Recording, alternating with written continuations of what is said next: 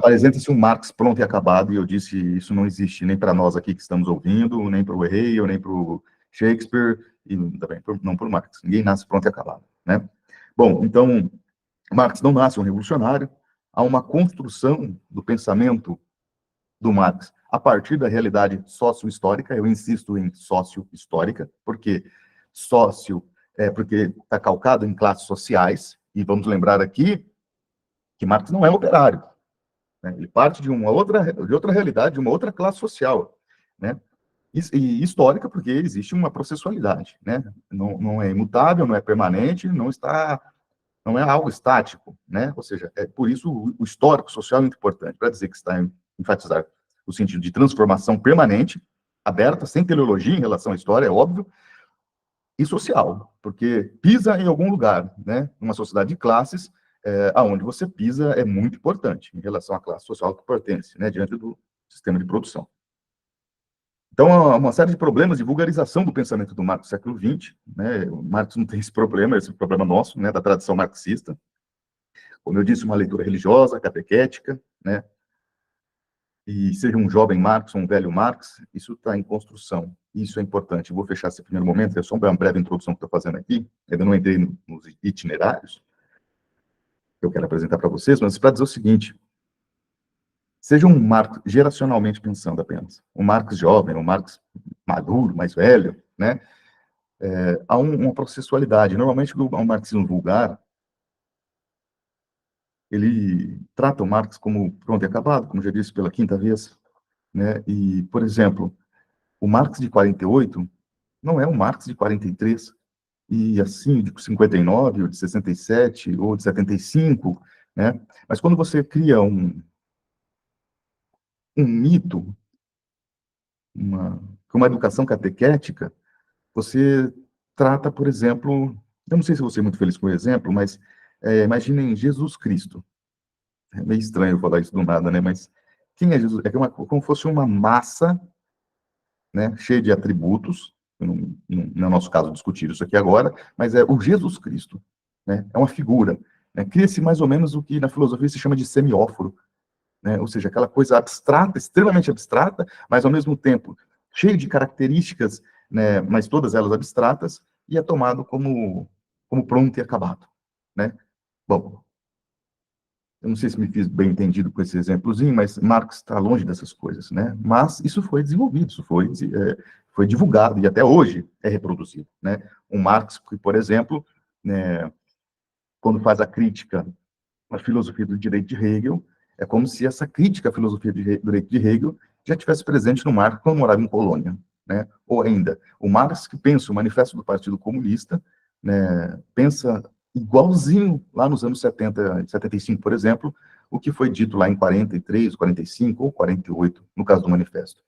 Há rupturas, pessoal, há rupturas, há permanências, é verdade, há permanências, mas há rupturas, e rupturas brutais. E não estou falando de ruptura epistemológica, estou falando de superação, mais uma vez, Aufhebung, ou seja, a ideia de elevar, superar, isso acompanha o Marx. E aí, no caso, essa perspectiva de Aufhebung, desde a juventude, né? Porque o contexto social, que daqui a pouco já inicio, né, possibilita o Marx ter acesso a essa perspectiva, sobretudo quando tem acesso direto ao pensamento do Hegel, né? Isso é extremamente importante, né? Então, pensar o Marx de 1848, ignorando esse movimento, desculpa, vai ser redundante, esse movimento dialético da construção da proposta de entendimento da realidade do Marx, como se fosse o mesmo, por exemplo, em 67, 57, que seja, nos Grundrisses, né? Elevado à enésima potência, né? 1883, quando é o último ano de vida dele, é um equívoco tremendo, né? Porque insisto, meus queridos e queridas, existem rupturas e permanências na construção do pensamento do Marx. E o pensamento mitológico coloca sempre o personagem, vou chamar de personagem, fixo, né? Imutável, pronto e acabado, como se a teoria do valor já estivesse pronta em 44. Ou ainda como se a perspectiva da compreensão, de apreender o movimento do capital, com as suas várias formas de valor que ele expressa ali, por exemplo, no primeiro capítulo do Capital já fosse algo pronto e acabado nos manuscritos de Paris, por exemplo, onde tem lá uma série de contribuições dos seus expressões, dos seus estudos sobre economia política, né? Além de anacrônico, é mitológico, né? Não é assim que funciona, né? A própria concepção de crítica em Marx, a concepção de militância em Marx, está sempre em construção. A concepção de organização, a concepção de partido, não nasce pronta e acabada. O problema, eu acho que esgoto por aqui, é que a tradição, na tradição riquíssima, digo, riquíssima tradição marxista, no século XX, sobretudo, né, e aí, nesse sentido, faz parte da tradição marxista o marxismo vulgar, vai desenvolver essas catequeses, essas mitologias, né, de que o pensamento do Marx é pronto e acabado, e, enfim, isso é a negação da história, isso não é só diferente do Marx, isso é anti-Karl Marx, isso é anti as contribuições do Marx, né, é de combate. E aqueles que se levantaram, no caso, já que eu já citei aqui rapidamente a União Soviética, aqueles que se levantaram lá na União Soviética contra essa perspectiva catequética do pensamento do Marx, grande parte deles foram fuzilados. Aliás, desculpe, deixa eu corrigir minha fala. Não é grande parte. Todos foram fuzilados. Todos que se levantavam em relação a isso. Eu pego aqui emblematicamente o caso de um estudioso, de um militante revolucionário extremamente importante, que é o Davi Rezanov, né? Foi fuzilado, literalmente, por fazer parte da oposição de esquerda e enfim, por não concordar com essa leitura monolítica, pronta e acabada, imutável, né, do pensamento do Marx. Isso é anti-Marx, né? Muitos morreram na União Soviética, né, e a maioria que estavam envolvidos no governo, todos foram condenados e assassinados, né? Então a gente está falando coisas seríssimas aqui, né? Por isso, acho que o retorno a Marx, não que eu seja a pessoa mais indicada para fazer esse retorno a Marx, é cada um aqui estudando nos seus grupos, nas suas organizações, mas eu acho que privilegiar o texto do Marx, voltar, ou seja, nunca desapartar, é claro, da fonte primária, é extremamente importante. Isso não significa negar a tradição marxista. Ela é absolutamente importante e nos ajuda a esse caminho de ir às fontes, né? Mas também sem fetichizar a ideia, né, de tradição marxista como algo tudo maravilhoso, não, tem problemas gravíssimos, né? Bom, vou tentar colocar algumas coisas aqui nesse sentido. Então, nesse sentido, né, quem é o senhor Karl Marx? A leitura romântica, estou sendo mais generoso agora, a leitura romântica, quando fala Marx, já imagina o senhorzinho lá que escreveu Capital, né? Ou aquele senhor que dava orientações e ajudava a dirigir, a criar o Partido Socialista Francês, ou ainda o próprio alemão. Mas não é assim que nasceu Marx, né? Assim como nós hoje aqui em 2024 temos uma concepção, temos aqui uma série de particularidades, singularidades nesse contexto histórico geral que vivemos, e vamos nos constituindo sócio-historicamente, insisto de novo, sócio-historicamente nós vamos nos constituindo, não é diferente com Marx e com ninguém que viveu da nossa espécie, né? Ou seja, historicamente, socialmente, nós vamos nos constituindo. Marx não é diferente. Marx nasce em Trèveris, né? Muitos dizem, na Alemanha, a Alemanha ainda não existe nesse sentido, a Alemanha no sentido cultural, espaço cultural, pensando em Deutschland, isso aí existe desde o século XIV, né? A Alemanha. Mas a Alemanha, enquanto Estado, nós sabemos, um Estado unificado, é só depois da Comuna de Paris, nós sabemos, né? Mas o que eu quero chamar a atenção, Marx nasce no que comumente se chama Alemanha, é o reino da Prússia naquele momento. E nem sempre aquilo ali foi o reino da Prússia também. Recentemente era o reino da Prússia. Então, vou ser formalista, tudo bem? É o reino da Prússia. Nasce, então, em Trèveris, em Trèveris, né, que é uma cidade antiguíssima, né, uma cidade muito importante na história do Império Romano, do Ocidente. Marx nasce em uma família abastada durante algum tempo. Eu sempre pensava Marx como parte da middle class. Eu acho que esse pensamento está equivocado, né? Recentemente, nos últimos 5 anos, eu venho fazendo um pós-doutorado em que eu tive o privilégio aí, financiado pela classe trabalhadora, de estudar um pouco mais sobre esse assunto, e hoje eu penso de uma forma bastante diferente, na realidade, do que eu pensava há uns 5 anos. Marx não faz parte de uma middle class, né? Mas, literalmente, de uma fração da classe burguesa na Alemanha. Isso é muito importante, né? Há uma visão romântica de que o Marx, ele era uma família de intelectuais, o pai dele muito ligado ao iluminismo, isso tudo é verdade, isso não está equivocado, né? Mas trata o Marx como se o Marx fosse quase aquele professor da rede básica que ganha um salário e vive muitas vezes endividado.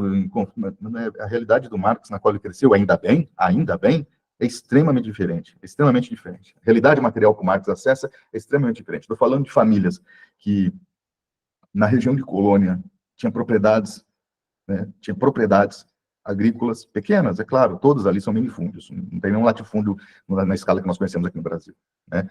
Mas pequenas propriedades, duas, para ser mais preciso, vinícola, tratava de vinho, casas de aluguel, né, uma série de rendas, né? Então, assim, isso não é para depreciar, como muitos detratores fazem, mas é só para ter uma noção mais realista da realidade material na qual Marx nasceu, cresceu e foi educado. Isso é muito importante. E lembrando que nessa região nós temos muitas pessoas que, na mesma época que o Marx está nascendo, em 1815, estão imigrando, perdão, para outros lugares do mundo, inclusive para o Brasil, né? Ali no sul do Paraná, norte de Santa Catarina, muitas pessoas vieram de Colônia, né, para essas regiões do Brasil, porque a coisa realmente não está muito fácil lá. Então, Marx é extremamente privilegiado nesse sentido. Para que esse dado? Para que a gente não fique reproduzindo mitologias, né? Como se Marx fosse um trabalhador campesino, perdão, camponês no Vale do Mosela, que trabalhava ali nos vinhedos. Não, pelo contrário, né? Marx é da família que modestamente, mas diante daquela realidade material, não é pouca coisa ter 2 vinhedos, né? Marx é filho do dono do vinhedo, né? Marx é educado em casa, no que a gente chamaria hoje de educação básica, né? Marx e todo mundo que tivesse um privilégio material, enfim, os primeiros momentos do ensino básico, que nós chamamos hoje aqui, né, de ensino básico, ou fundamental 1, poderíamos falar assim, isso foi feito em casa, né, e isso não se faz, literalmente, da forma formal da escola, formal que nós conhecemos, mas uma família com uma formação intelectual extremamente significativa, né. O que nós chamaríamos, na nossa época, minha época de ginásio, ou ainda, talvez hoje, fundamental final, ensino médio, né, ele vai estudar, assim, em escolas ali que existe, mas, enfim, é todo um processo. O que eu quero chamar a atenção, então, é que a realidade material do Marx não é nada, como muitos ufanistas colocam aí, ruim, né, nada de sofrimento. A família Marx não migrou para o Brasil ou ainda para outras partes da Europa ou da América, né, ou seja, tiveram condições de viver lá. O pai do Marx é um intelectual, é um advogado, né, que é renomado em toda a província da Renânia, né, então, assim, isso são dados muito importantes, né, ao meu juízo, muito importantes para entender toda essa trajetória. Então, Marx ele tem acesso ao conhecimento historicamente acumulado através dos círculos sociais que ele frequenta, da família e dos amigos da família. Marx, eu digo aqui, né, para ser um pouco mais rápido, faz parte é um garoto Marx, né? Família Marx faz parte de uma fração, né, pelo menos na geração do pai do Marx, né? De uma fração da classe burguesa, e uma fração da classe burguesa que reivindicava, atenção, eu estou aqui em 1815, que reivindicava uma tradição revolucionária, na qual a burguesia, no sentido geral, já abandonava, ou viria a abandonar, 10, 15 anos depois de 1815, né?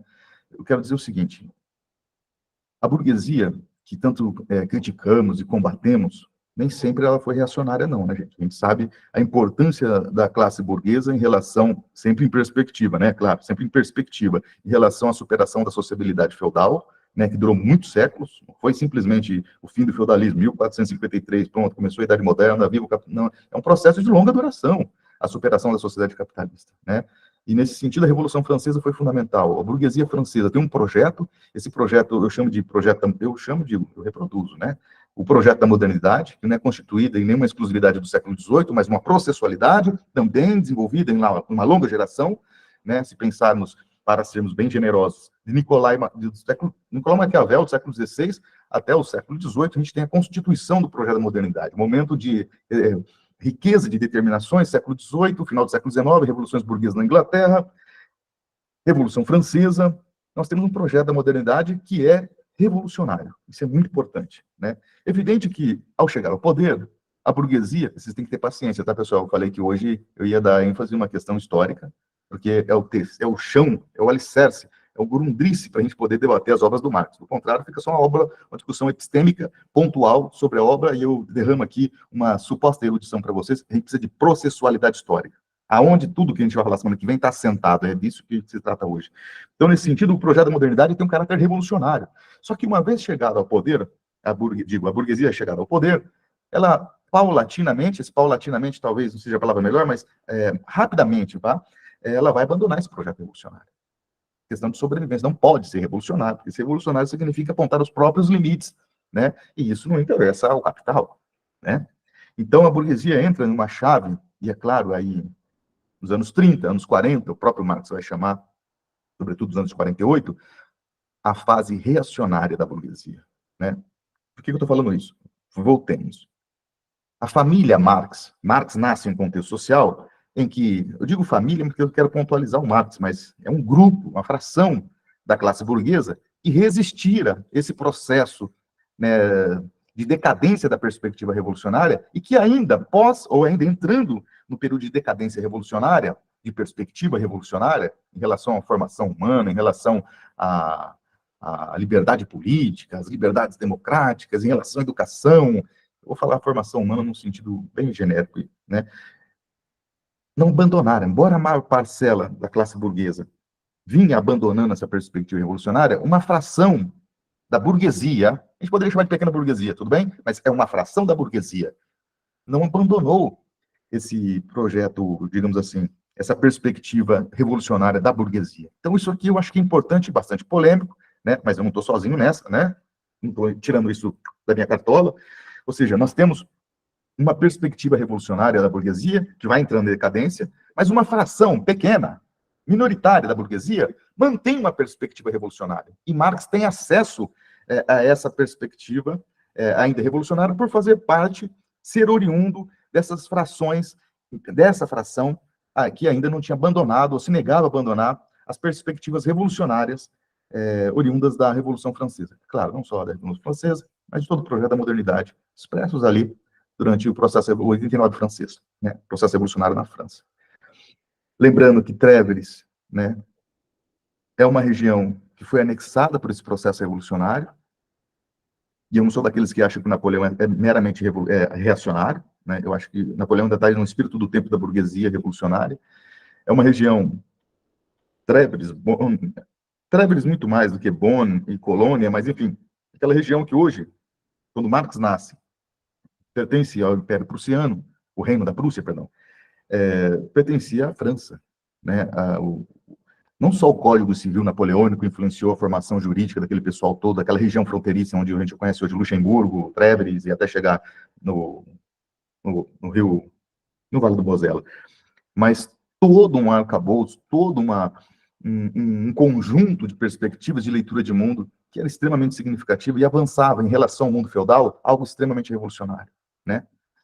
Com o fim do Império Napoleônico, Congresso de Viena, nós sabemos, né? Restauração das monarquias absolutistas, enfim, essa região que foi anexada pela França durante um bom tempo, todo o período revolucionário, com influência do pensamento jacobino, sobretudo, não é qualquer pensamento, é o pensamento jacobino, né, nessa região, vai ser, enfim, entregue à Prússia, né? E é claro que essa contribuição cultural desse período revolucionário é presente em várias partes da Europa, mas no nosso caso aqui, principalmente, vou localizar em Trèveris, né, que é onde Marx nasceu e viveu, foi educado, né? Então nós temos uma ideia revolucionária e que influencia o pensamento do Marx e, é claro, de todos esses que faziam parte dessa fração da classe burguesa que ainda insistia uma perspectiva revolucionária, embora 1815, 1820, em 30, isso já fica nítido, isso o quê? O caráter hegemonicamente reacionário e contra-revolucionário. Isso vai ser sacramentado, Marx vai dizer, no próprio Capital, em 1848, né? Não tem mais volta. A burguesia é literalmente reacionária, né? Mas Marx não parte desse princípio, não é tecido social, o chão social no qual ele está pisando, não é necessariamente dessa burguesia reacionária, já ali se pensar nos anos 30, mas, sobretudo, de uma fração que sobreviveu e, é claro, que foi marginalizada, né? Dessa burguesia, com ainda princípios iluministas revolucionários dentro daquele contexto. Bom, então, acho que isso aqui é um ponto muito importante. Então, Marx é um prussiano. Muitos camaradas não gostam muito quando fala prussiano, né? É um alemão. Bom, eu estou sendo formalista mais uma vez, né, para alguém ficar com dúvida, ou seja, ele mesmo se coloca como prussiano. Ele nasceu na Prússia, o lugar que ele nasceu, na época que ele nasceu, chamava Prússia, né? e estava ali sobre a égide do Guilherme IV. Então, ele formalmente, no RG dele, ia estar escrito prussiano, né? Ele pode ser, sei lá, renano, palatino, ele pode chamar, pode até reivindicar um pensamento teutônico, o que quiser, mas formalmente ele é um prussiano. Isso não é muito importante para nós aqui agora. Mas agora, entender o contexto histórico dessa região, dessa geografia, isso é muito importante para nós. Por quê? Eu vou tentar apresentar uns slides para vocês aqui que eu preparei, muito rápido, bem simples. Vocês só falam para mim se estiver aparecendo, tá bom? Porque de repente ela aparece aqui. Aparece uma imagem de Trébers aí para vocês?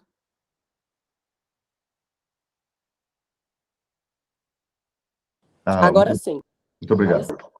É claro, assim, nessa perspectiva da propedêutica da minha parte, né? Depois a gente vai sofisticando isso aqui. Mas eu acho que é importante para ajudar a distrair. Não é para deixar de ser abstrato, né? Mas é para contribuir nossas abstrações necessárias aqui, né? Ou seja, aqui é a região central, né? A praça central de Trébris. Aqui nós temos o que resultou da muralha do Império Romano, conhecido como Porta Negra, enfim, é uma entrada da antiga cidade, né, dos Trévoros.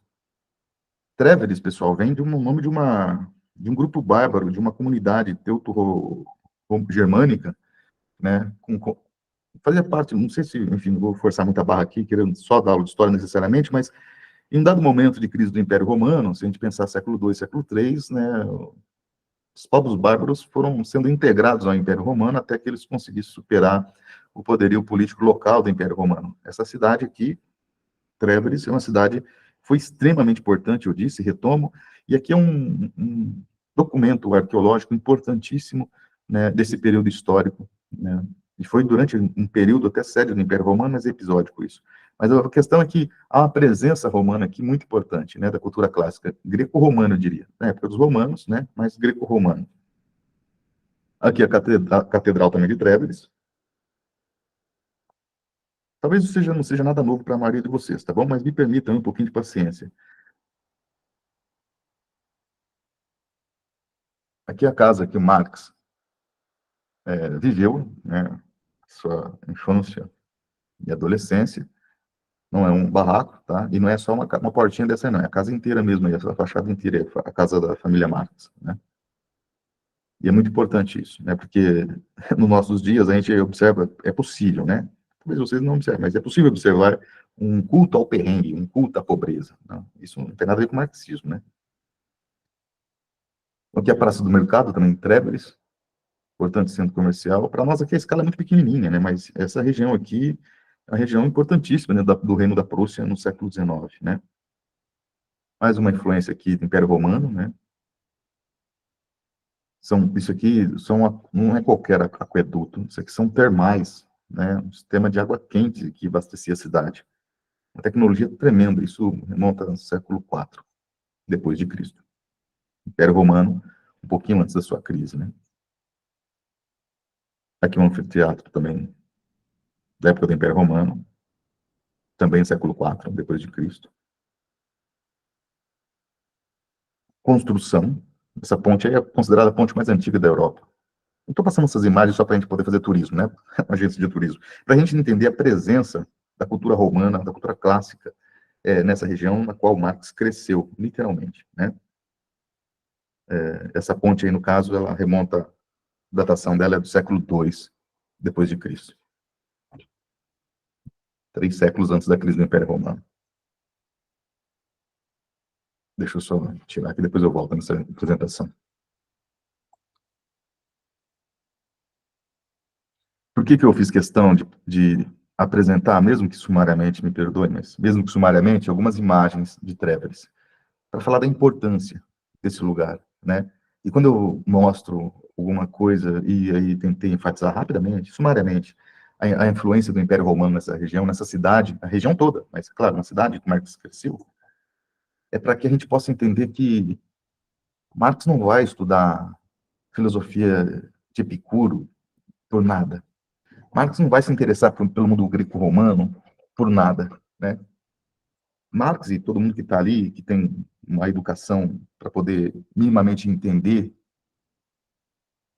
os monumentos históricos na qual eles crescem brincando, talvez, é extremamente influente na formação, na própria formação humana. Meus amigos da psicologia diriam muito provavelmente da constituição da sua psique, né? Mas é claro que eu não estou pensando em psique aqui só no indivíduo, né?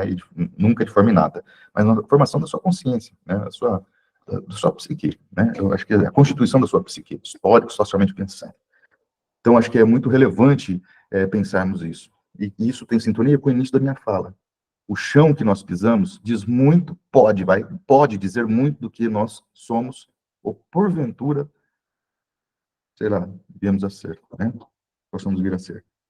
Não é uma lei, mas ajuda a entender. Eu acho que isso é muito importante, né?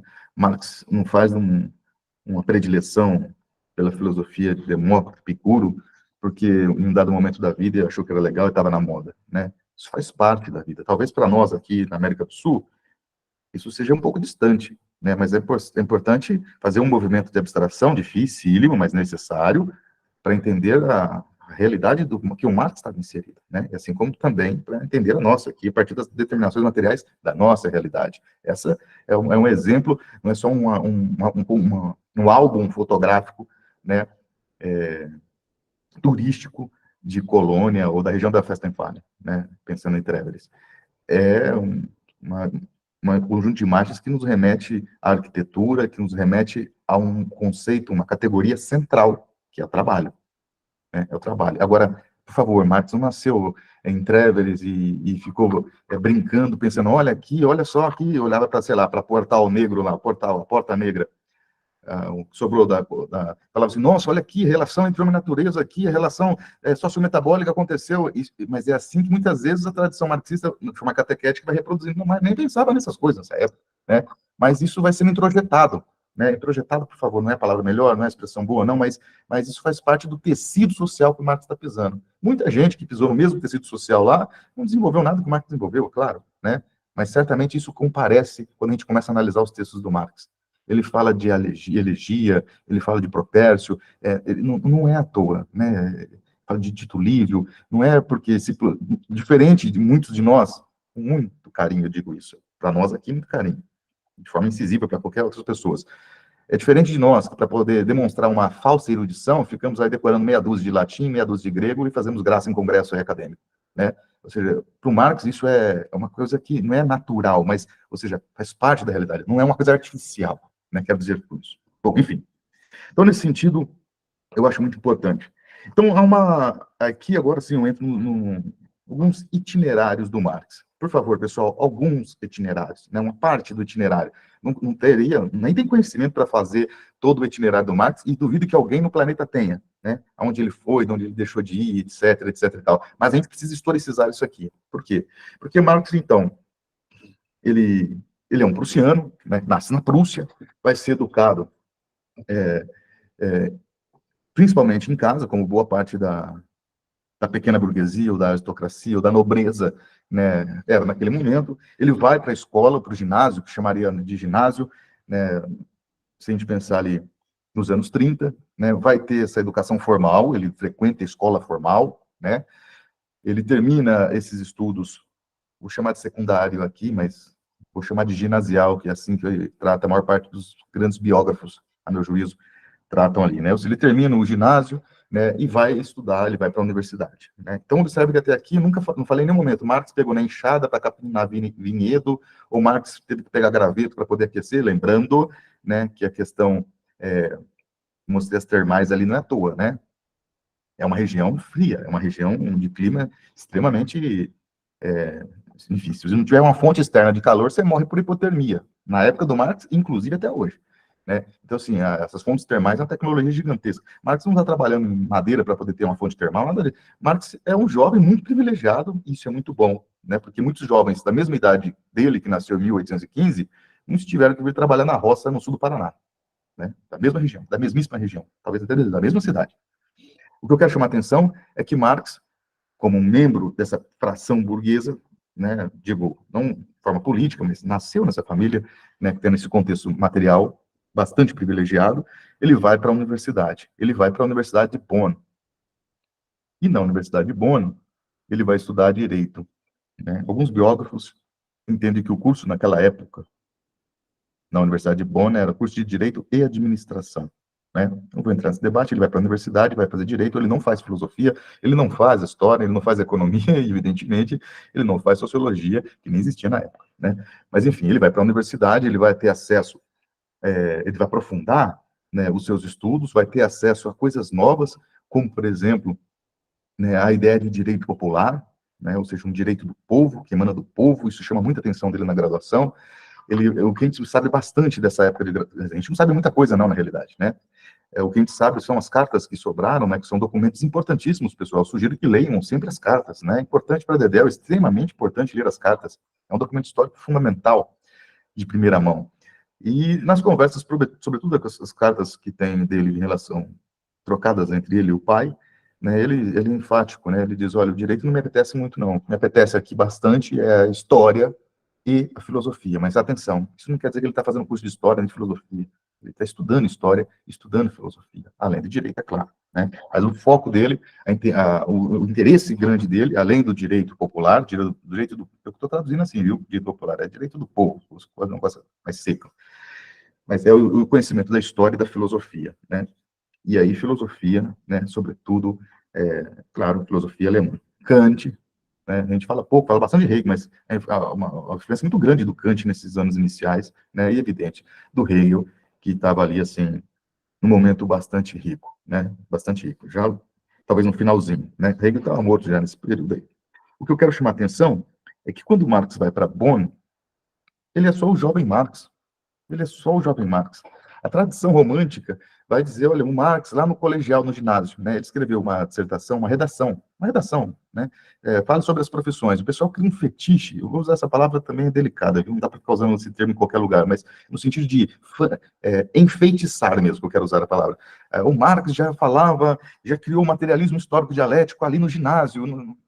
Para, pelo amor de Deus. Porque, assim, na realidade, nós temos o quê? Uma expressão de toda a filosofia iluminista. É claro, o jovem está escrevendo um texto, tem acesso a essa tradição iluminista dentro de casa, com os pais dos amigos dos pais. É claro que, então, um materialismo vai comparecer, mas, por favor, é claro que expressa, isso vai ser desdobrado, é claro, mas isso será desdobrado, né? Não tem uma concepção materialista da história ainda desenvolvida ali, é só uma dissertação de um garoto que está lá no ginásio, né? Belíssima dissertação sobre a escolha da profissão, as dificuldades, o que mostra mais sobre a sua formação até então, extremamente sofisticada, e muito menos do que seria, depois, lá na frente, a concepção materialista da história. Né? Mas a visão romântica, a visão catequética, pega um elemento, sei lá, de 1831, né, e coloca como se fosse o Marx acabado pós-Capital, né, ou ainda Marx 1883. Isso é um erro tremendo, assim, a gente tem que se policiar, a gente tem que cuidar, ter uma leitura contrapelo, como dizia lá o Benjamin,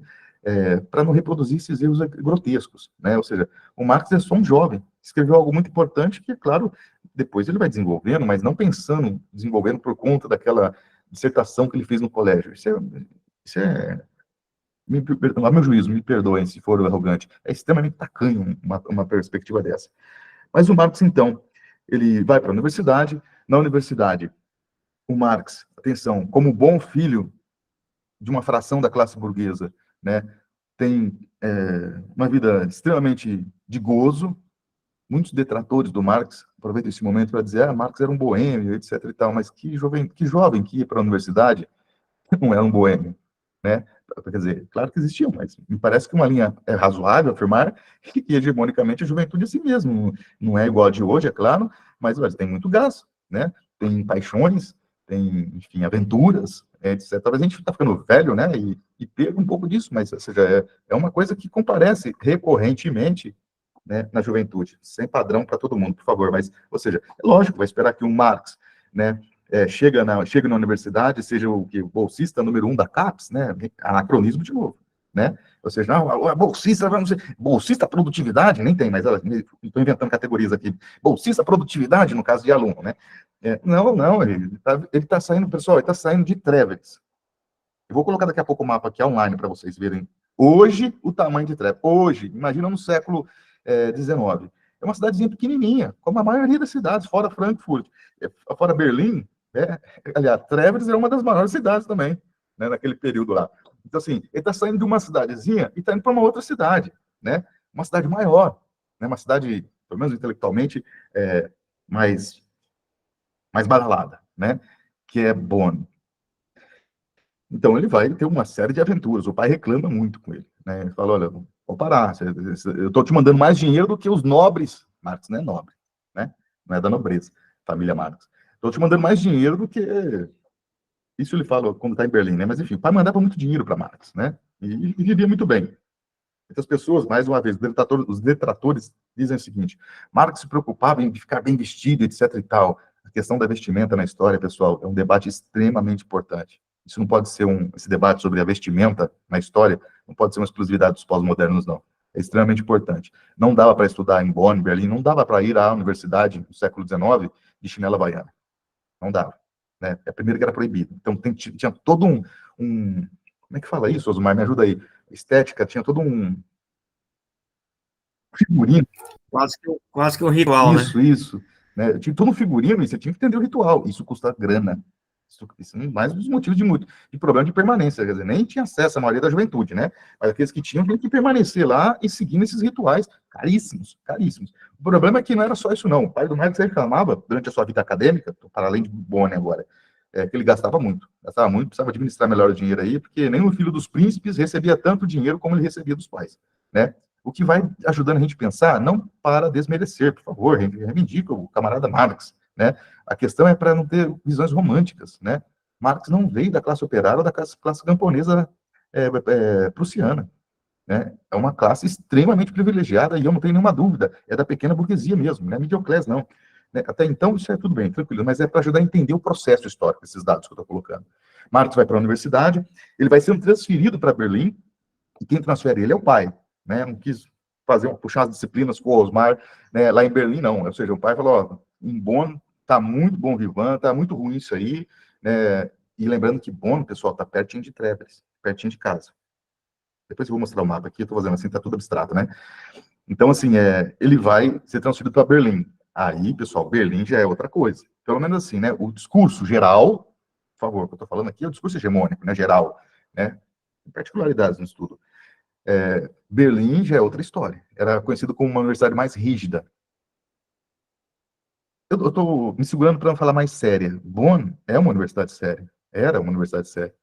A questão é que Berlim é o centro brutal, né, da Prússia. É o centro intelectual. É onde o Hegel deu aula. É onde o Schiller estava dirigindo, sendo reitor da universidade. Enfim, é onde os grandes filósofos, como Jena, Bonn, mas sobretudo em Berlim, compareciam. Né? Então ele vai para a universidade de ponta que tinha no Reino da Prússia. Né? E lá ele vai conhecer muita gente, ele vai saber já da existência, claro, do pensamento do Hegel, né, do Kant, mas lá ele vai começar a ter acesso a um grupo de intelectuais, a começar pelos professores e colegas também, né, ele é o mais novo da turma, e começa a ter acesso ao debate do pensamento do Hegel. Naquele momento, é difícil essa classificação que eu vou apresentar aqui agora, tá? Mas eu vou ser abusado e vou apresentar uma classificação que não está fechada, por favor. Tinham aqueles que liam Hegel de uma forma mais conservadora e aqueles que liam Hegel de uma forma mais progressista. Né? Esses mais progressistas eram chamados de esquerda hegeliana. E aqueles de uma forma mais conservadora são os velhos hegelianos. Estou simplificando de forma brutal aqui, mas é porque o tempo vai correndo muito rápido, né? Então, Marx ele tem acesso a esse conjunto de debates, ele se associa aos jovens hegelianos. A grande ideia dos objetos de crítica, né, era justamente uma crítica da religião. Marx reproduz isso. Eu vou tentar acelerar um pouco agora aqui. Estou vendo que o tempo está correndo muito rápido. Então, Marx reproduz isso. Atenção, Marx foi um jovem hegeliano. Engels também, tá bom? Mas Engels, eu estou falando do Marx aqui hoje, eu vou tentar artificialmente desapartar o Engels desse processo todo. No caso da universidade, é Marx mesmo, ele tem acesso a esse pensamento jovem do Hegel, grupos, clubes, né, de debates, né, e ele se associa à esquerda hegeliana, né, esses jovens hegelianos, que tinham uma ideia progressista, alguns tradutores colocam como ideias, uma interpretação revolucionária do pensamento do Hegel, extraíam uma perspectiva revolucionária, eu diria progressista só, e tá bom, né? Ou seja, do pensamento do Hegel, do importante pensamento do Hegel, Marx reproduz essa ideia, há uma perspectiva, né, de terminar essa faculdade e dar aula, desculpa, eu estou tendo que dar alguns saltos mortais aqui agora, tá? dar aula, ser um professor. Só que para poder ser professor em universidade naquela época, você tinha que ter a licenciatura. E, tá vendo? É diferente da licenciatura de hoje. Então, ele termina, né, a faculdade de Direito, Administração, e para continuar a perspectiva, né, que ele tinha, né, de dar aula na universidade, ele precisava ter autorização. Autorização de quem? Do imperador, do Guilherme IV, do imperador, né, via reitor e tal. Só que naquela época, então, ele tinha que tirar a licenciatura para poder ser professor universitário. O que é a licenciatura? Atenção, porque aqui tem um monte de confusão, um monte de fetichismo, um monte de anacronismo. Você desenvolvia uma tese, escrevia uma tese, submetia ela a uma banca, normalmente ao reitor da Universidade X, e todo o corpo administrativo e docente, não era só docente não, tá bom, mas da universidade. E se você fosse aprovado, você então ganhava o título de doutor, que significa licenciado, né? Significa, pode dar aula na universidade. Então, qual que é o problema, Jean, nisso tudo aí? Porque normalmente o pessoal fala assim, Marx terminou a graduação em Direito, né, e depois foi fazer o doutorado dele em Filosofia. Peraí, calma lá. Primeiro que não existe programa de doutorado nesse período, nem mestrado. O que existe é uma obrigatoriedade jurídica de ser doutor, aliás, de ser licenciado para dar aula em universidade. Tudo bem? Ter autorização para dar cursos na universidade. Inclusive, cursos, vamos chamar assim, bancas, sabatinagens para licenciatura. O Marx, ele apresenta uma tese na Universidade de Iena, que é um outro lugar, depois eu mostro isso aí numa para vocês. E essa tese vai ser aprovada com louvor pelo reitor da universidade daquele período. E ele vai, então, ganhar o título de doutor, PhD, em filosofia. Né? E o tratado dele era filosofia mesmo, né? O estudo dele. O que eu quero chamar a atenção é que o doutorado, daí normalmente se divulga assim hoje em dia, né? O doutorado do Marx. Muita atenção, pessoal, e cuidado com o anacronismo. Não tem nadinha a ver com o doutorado do nosso tempo. Absolutamente nada, né? E não tem nem CAPES, né? Ou seja, porque esses tempos aí, já tem algum tempo. Eu estava fazendo um debate, quando eu era mais jovem eu entrava em maiores polêmicas. Hoje eu acho que eu sou mais contido. Fui questionado lá, mas o Marx fez o mestrado dele e depois fez o doutorado dele, e um debate polêmico, eu não lembro mais exatamente o contexto, mas eu lembro bem dessa fala, né? Daí eu falei assim, mas mestrado, doutorado, assim, é como se fosse, só faltou falar assim, que era bolsista da CAPES. A pessoa está bem intencionada, só estava totalmente ignorante, mas por que isso acontece? Né? Não é má intenção, mas é porque é divulgado uma série de romantismos e anacronismos sem questionamento. Né? E a gente não pode deixar passar batido, essas coisas têm que ser questionadas, porque não tem programa de pós-graduação que nós conhecemos hoje. Isso é um problema que nós temos que enfrentar aqui, que a gente encara, né, tenta fazer o melhor possível, mas isso é uma realidade que está dada para nós, não para o Marx. Doutorado ali é uma licença que o Estado dava, ele tinha que pagar por isso, para poder dar aula na universidade, né? E olha só, e aí, assim, se essa turma que acha que o Marx fez doutorado, mestrado, doutorado, soubesse que o doutorado do Marx, nesses termos que eu coloquei, tá bom? A licença dele foi feita à distância. Ela fala, e Marx fez doutorado em AD também. À distância, pessoal, porque assim, ele terminou a graduação, ele ficou ali. Se a gente pensar assim, 41, 42, ele terminou a graduação, 41, 42, ele ficou transitando entre Berlim, Bonn e Trебlis. Não dá para falar que Marx terminou a graduação, voltou a morar em Treves, ou foi morar em Bonn, ou ficou morando em Berlim. Ele ficou... Só uma pequena burguesia conseguiria fazer isso, né? Ele ficou transitando, em Berlim está longe, em Berlim está lá do... Eu vou mostrar um mapa aqui, está lá do outro lado da Alemanha, da Prússia.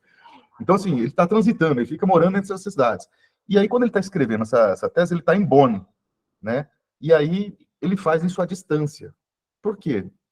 Porque era a possibilidade que existia. Tem toda uma questão das crises das universidades naquela época, né? Era uma forma do professor que ganhava mal pra caramba já naquele período, ter uma renda extra, orientar pessoas de fora. Tem todo um debate muito rico e importante, que eu não posso fazer aqui agora. Se tiverem dúvida, quiserem saber, vocês façam perguntas depois, mas eu não vou entrar nisso, embora seja muito importante, porque senão eu não consigo caminhar. Então, Marx faz isso, né? Ele manda não presencial. Tem uma expressão latina que eu não me recordo agora, me perdoem, mas enfim, é não presencial, né? Mais ou menos assim, a distância, na realidade, a expressão significa. Faço à distância. Tranquilo, né? Eu acho que sem novidade para nós aqui. É que eu acho que o oportunista, se as universidades aí, particulares sobretudo, né, souberem disso, falam assim, eu faço também o seu doutorado à distância, assim como fez Karl Marx, né? Enfim, já que fez mestrado, não, doutorado à distância não tem nada demais. Mas era nesse sentido, e era super corriqueiro isso.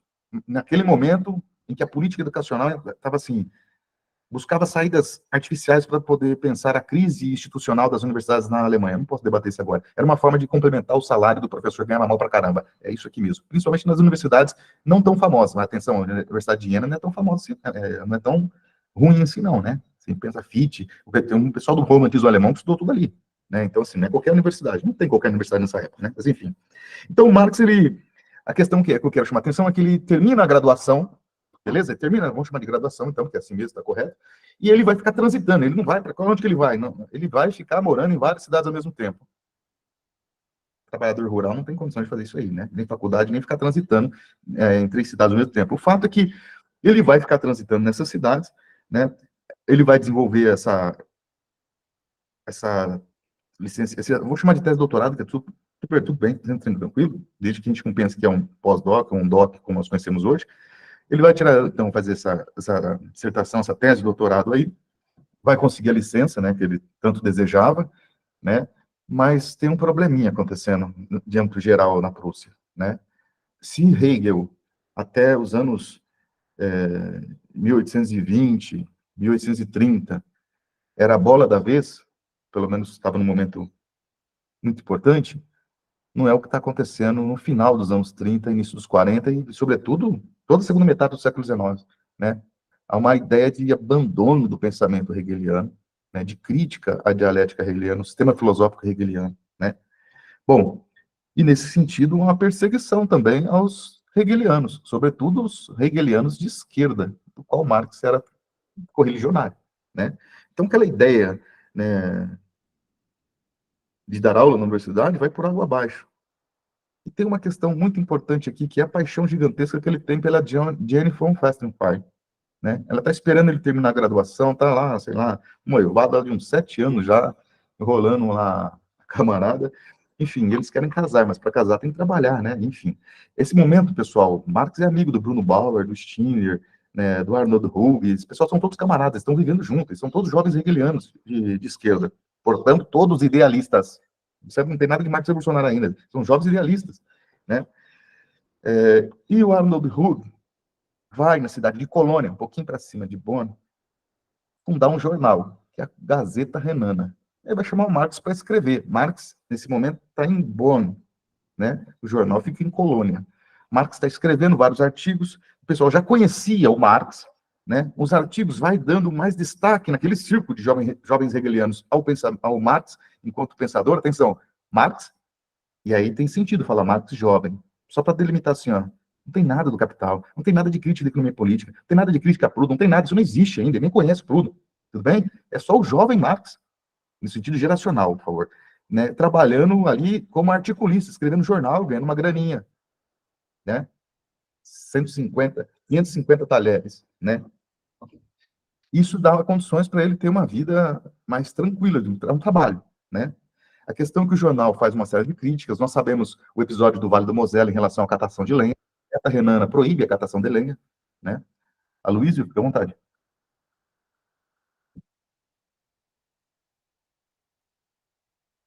A Luísio levantou a mão? Pode falar, Luísio, o microfone está fechado.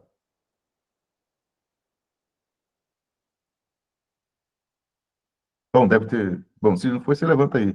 Vou continuar. Então, assim, nós sabemos esse episódio da catação de lenha, muito importante na formação do Marx, mas não é porque só a dieta renana proibiu a catação de lenha, é porque o Marx, como um jovem hegeliano, e não é meia boca, estuda Hegel, né, estuda Kant, estuda Hegel, né, sobretudo aí o Hegel, sabe e começa a vivenciar, experienciar um conjunto de contradições em relação à filosofia do Hegel, em relação ao estado ser, a manifestação do espírito absoluto que se realiza em si, né, e a partir daí estou resumindo aqui, de uma forma brutal, a fenomenologia do espírito. Se realiza através do Estado, buscando a felicidade, não há mais contradições, mas a identidade, a busca pela constante aperfeiçoamento, né, e a felicidade geral de todos. Marx falando que não é isso que o Estado está promovendo. Pelo contrário, o Estado, naquele momento, ele está promovendo, o Estado a partir da dieta, tá? Da Assembleia, vamos ver se é da dieta renana. Ele está promovendo leis que são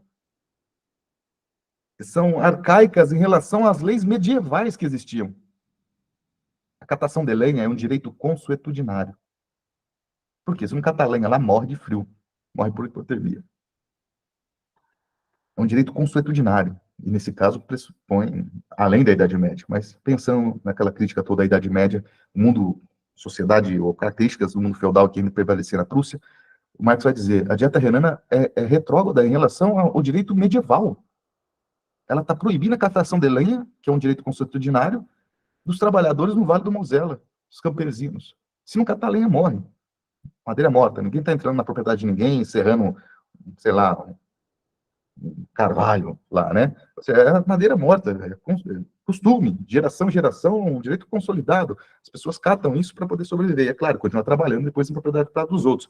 Mas está começando a rir essas contradições, porque a lei proibia, e não só proibia, ela promovia, tinha que pagar uma multa, era preso, para solto, você pagava uma multa, e se não pagasse a multa, o proprietário da terra, que estava madeira, tinha direito de te usar como servo durante alguns meses. Perdoe, eu não consigo lembrar agora a quantidade de meses. Né? Leiam lá os despossuídos que a Boitempo publicou, que o texto do Marx é límpido. É que eu não estou lembrando aqui de memória. Ou seja, o proprietário tinha o direito de se transformar em um servo. Olha que troço doido isso. Né? Mas era exatamente o, aspas, da minha parte, é o espírito do capitalismo ali. Não pense no Weber, não, mas é o espírito da sociedade daquele contexto. E não estava trazendo identidade, como falava o Hegel, realização. Pelo contrário, estava trazendo antagonismo, estranhamento em relação à realidade, à lei em relação à realidade.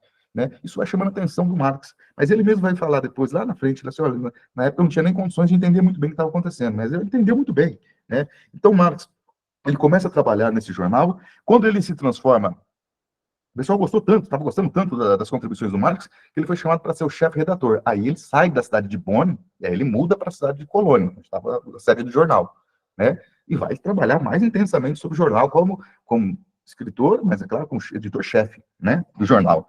Nós sabemos a história, né? O jornal foi fechado, porque a dinastia Guilherme IV, né, manda fechar o jornal, perseguia, já existia desde os anos de 1820, pessoal, já existia uma perseguição muito grande, uma perseguição política e censura combinada entre Prússia e Áustria, né, para poder perseguir intelectualmente, né, parte do movimento estudantil, né, movimento estudantil bastante ativo naquele momento, né, e é claro, enfim, os veículos de comunicação que eram, por exemplo, a Gazeta Renana era um jornal de jovens hegelianos de esquerda, né? E, evidentemente, críticos da monarquia, críticos do Estado, críticos da religiosidade, críticos de tudo aquilo que estava vendo ali, né? Com todos os limites que essa crítica tinha, né? Mas naquele momento era o que tinha mais avançado.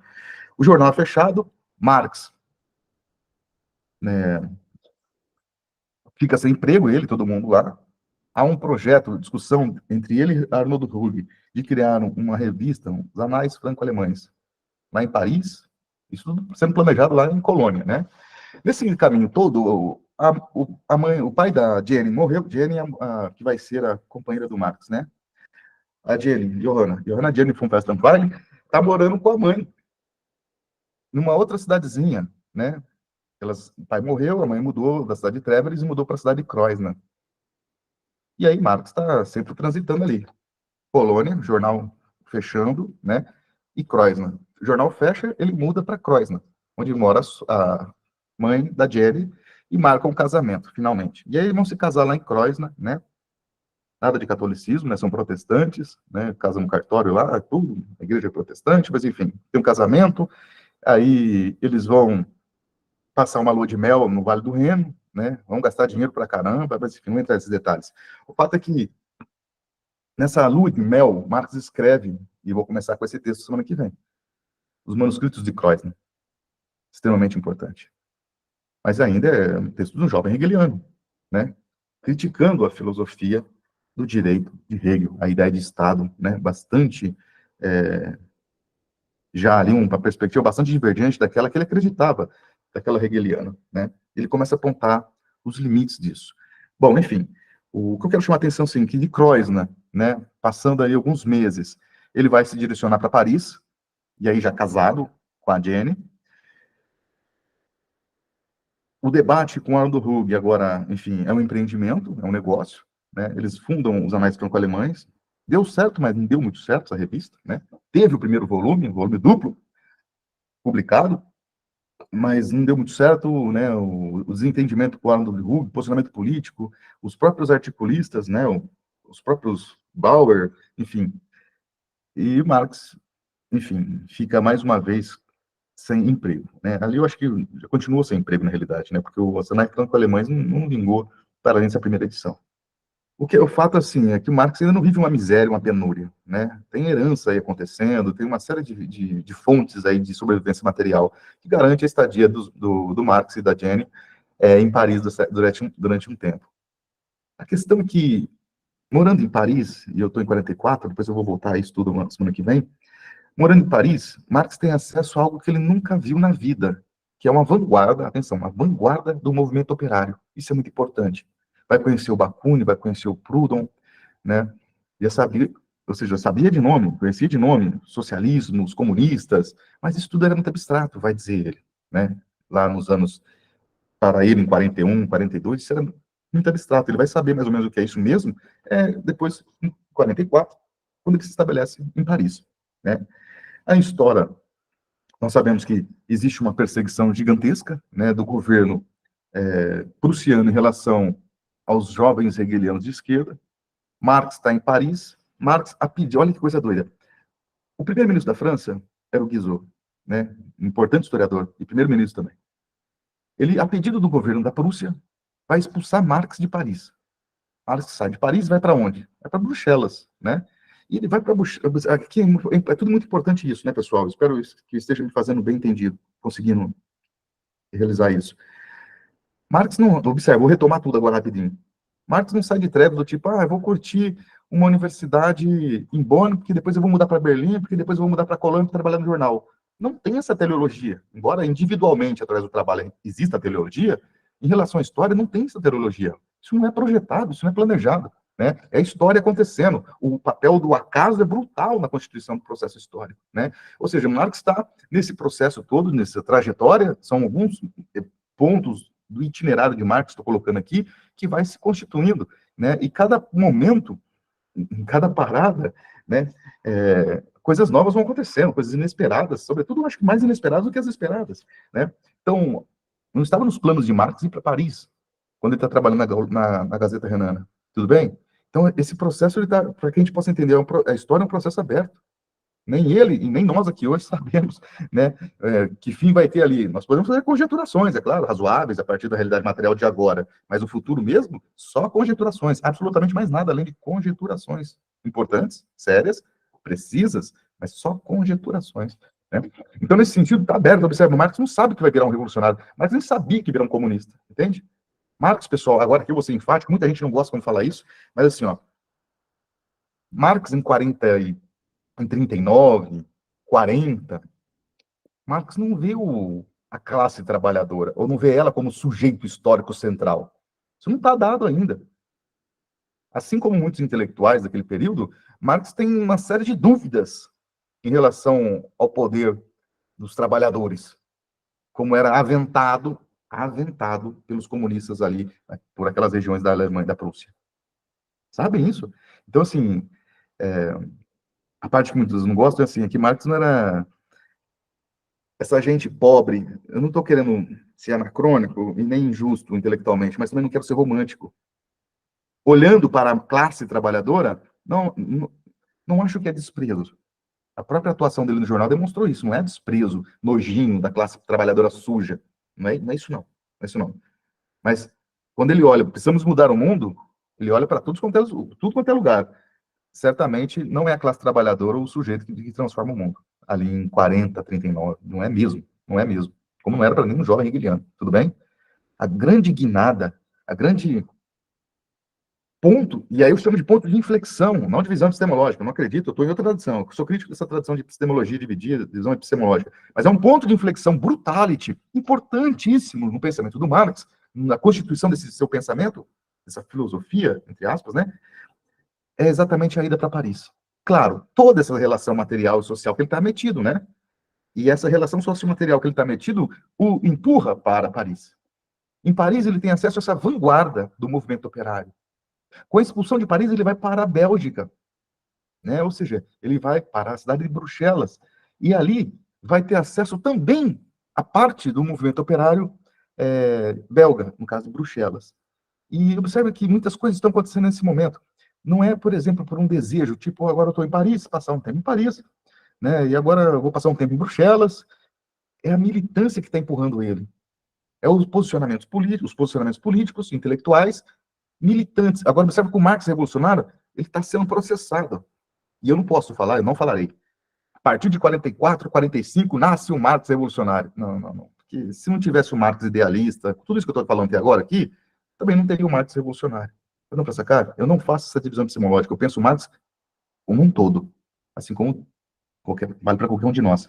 Então, essa processualidade histórica vai dando condições, isso nós podemos falar hoje, né? O Marx jamais naquela época, a constituição do pensamento evolucionário do Marx, né? Essa vinculação ao movimento operário, não é só o conhecimento da vanguarda do movimento operário, ele passa a se vincular, se posicionar. Se em 42, 41, Marx não olha para o proletariado, porque ele nem vê isso, né? Mas classe trabalhadora, no sentido generoso da palavra, e não vê, olha, essa turma aqui que vai mudar essa pipoca toda de contradições que existe aqui.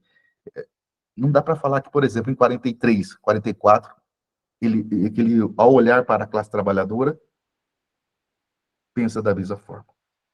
Esse acesso à vanguarda do movimento operário faz com que ele mude radicalmente, e aí começam os rompimentos brutais com essa herança hegeliana, essa herança de jovem hegeliano. Isso já está acontecendo em 43. Quando vai para Paris, isso se intensifica. Não é à toa que intensifica também o estudo sobre economia política. A crítica à filosofia que ele vai apresentando vai ganhando cada vez tons mais poderosos, mais rico de determinações, quero dizer, com poderosos. Né? E em nenhum momento ele abandona a filosofia, mas começa a desenvolver também os estudos da economia política. E tudo pensando de forma crítica. Crítica da filosofia, crítica do direito, crítica da economia política, crítica da crítica, crítica. Marx não é um crítico no sentido de analista aristotélico, mas ele está fazendo o quê? A crítica, no sentido de Aufhebung, no sentido de superação dessas coisas todas. E é um processo histórico que só vivendo, né, essa realidade histórica que ele vai podendo ter acesso a novas ideias e abraçando, negando, combatendo, né? Mas no caso aqui do movimento revolucionário, o proletariado passa a ser o personagem central, a classe operária, né? Pode falar proletariado mesmo, tá bom? Tem uma polêmica de tradução, não vou entrar nisso aí não, né? Mas, ou seja, o proletariado aparece já em 43. Aparece pontualmente. Mas aparece pontualmente de forma muito importante. Pontualmente porque ele está fazendo todo o debate com o Hegel. Né? Mas no momento ele fala, ó, quem pode mudar tudo isso aqui não é a consciência abstrata, não é a metafísica, mas é o proletariado. É o canto do galo gaulês que pode mudar essa realidade. Ele termina mais ou menos assim lá. Né? E ele começa, e vai pra, e quando chega, isso aí está em Kreuzner.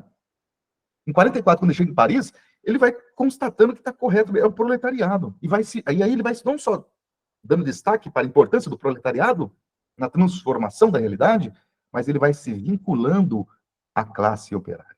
Isso é muito importante, né?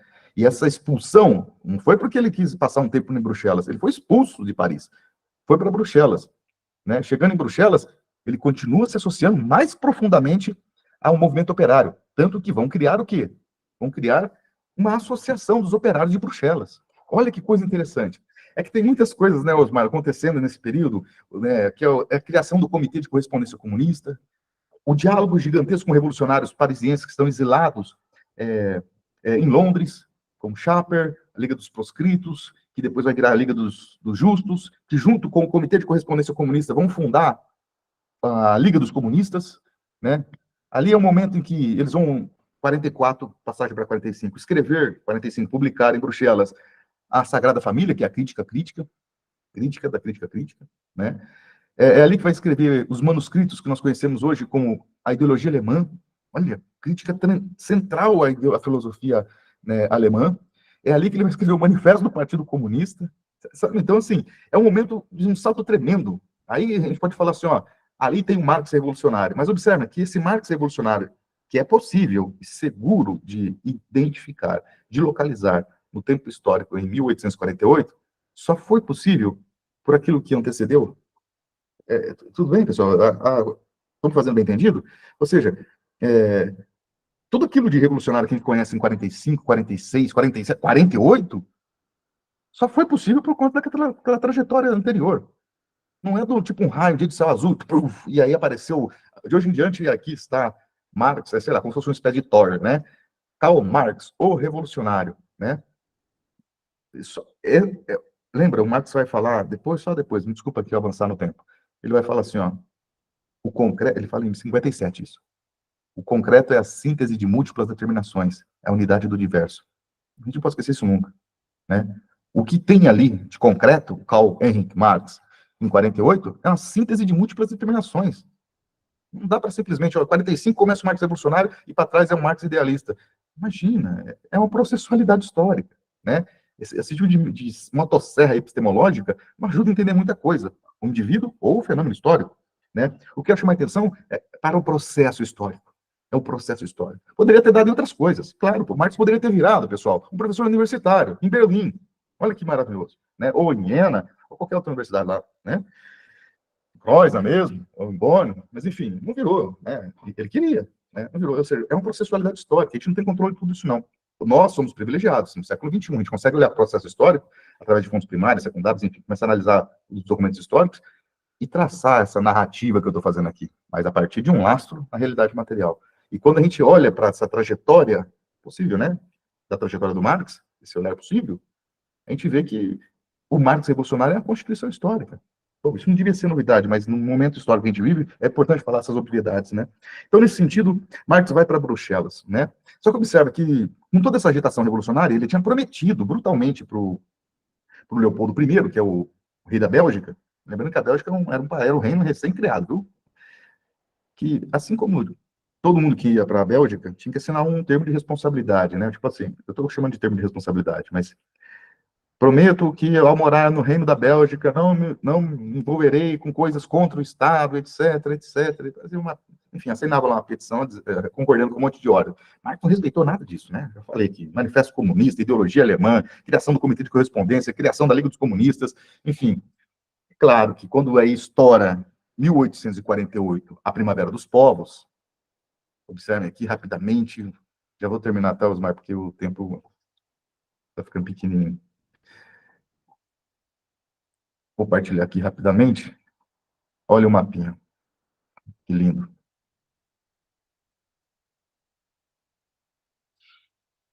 Não é nem mapa isso, né? É só uma figura só. Tem uma escala aqui, mas mapa é um pouco diferente, né? Mas é assim, nós temos a Primavera dos Povos. O que é isso? É um momento que marca o período reacionário da burguesia, de acordo com Marx, né? De 48 em diante, não tem mais dúvida. Ela já estava sendo reacionária, mas aqui ela hegemonicamente já é reacionária, contra-revolucionária. Essas revoluções liberais são revoluções socialistas, embora os socialistas estivessem aqui e reivindicassem o socialismo, são revoluções liberais, né? É bastante heterogênea a formação dos revolucionários aqui na Primavera dos Povos, assim chamada, muito popularmente, de 1848. Estoura a Revolução em Paris, Bélgica está mais ou menos aqui, assim, né? As notícias chegam em Bruxelas rapidamente, né? A revolução vai estourando, as revoltas vão pipocando em toda parte aqui da Europa Central, né? Então, é um ascenso revolucionário, né? De crítica às monarquias absolutistas, né? E de tentativa, então, de um governo mais liberal. No caso dos revolucionários socialistas, a tentativa de ser um governo socialista, né? Mas claro que nós sabemos que isso não deu muito certo.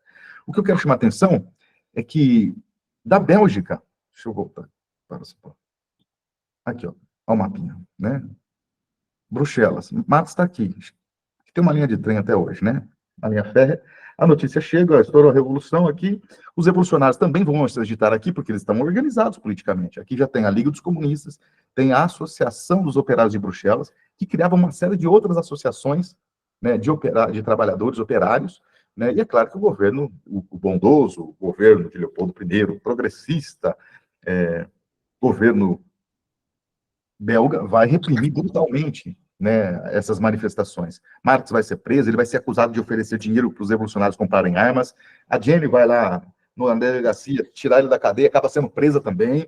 Enfim, depois o Engels aparece, consegue tirar todo mundo de lá, ele e o Wolff, né, não só o Engels, e eles saem de Bruxelas e vão para Paris. Agora, que eles são bem-vindos em Paris, que é um momento de governo revolucionário em Paris. Só que tinha pouco tempo, né?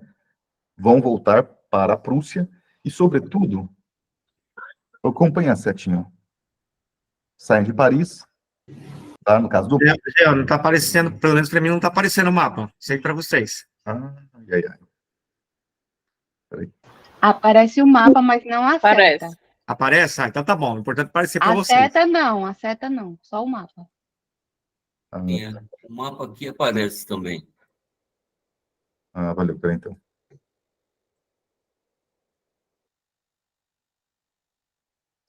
Agora sim. Agora sim. Mantém? Agora sim também? Agora tá aparecendo. Legal. Então sai de Paris e volta. Agora, observa só, vamos com calma. Eu sei que o tempo está avançando, mas eu não posso pular isso aqui, não. Eles saem de Bruxelas, Bruxelas, né? Perdão. Sai de Bruxelas, voltam para Paris. Volta por quê? Mas o Marcos não estava expulso.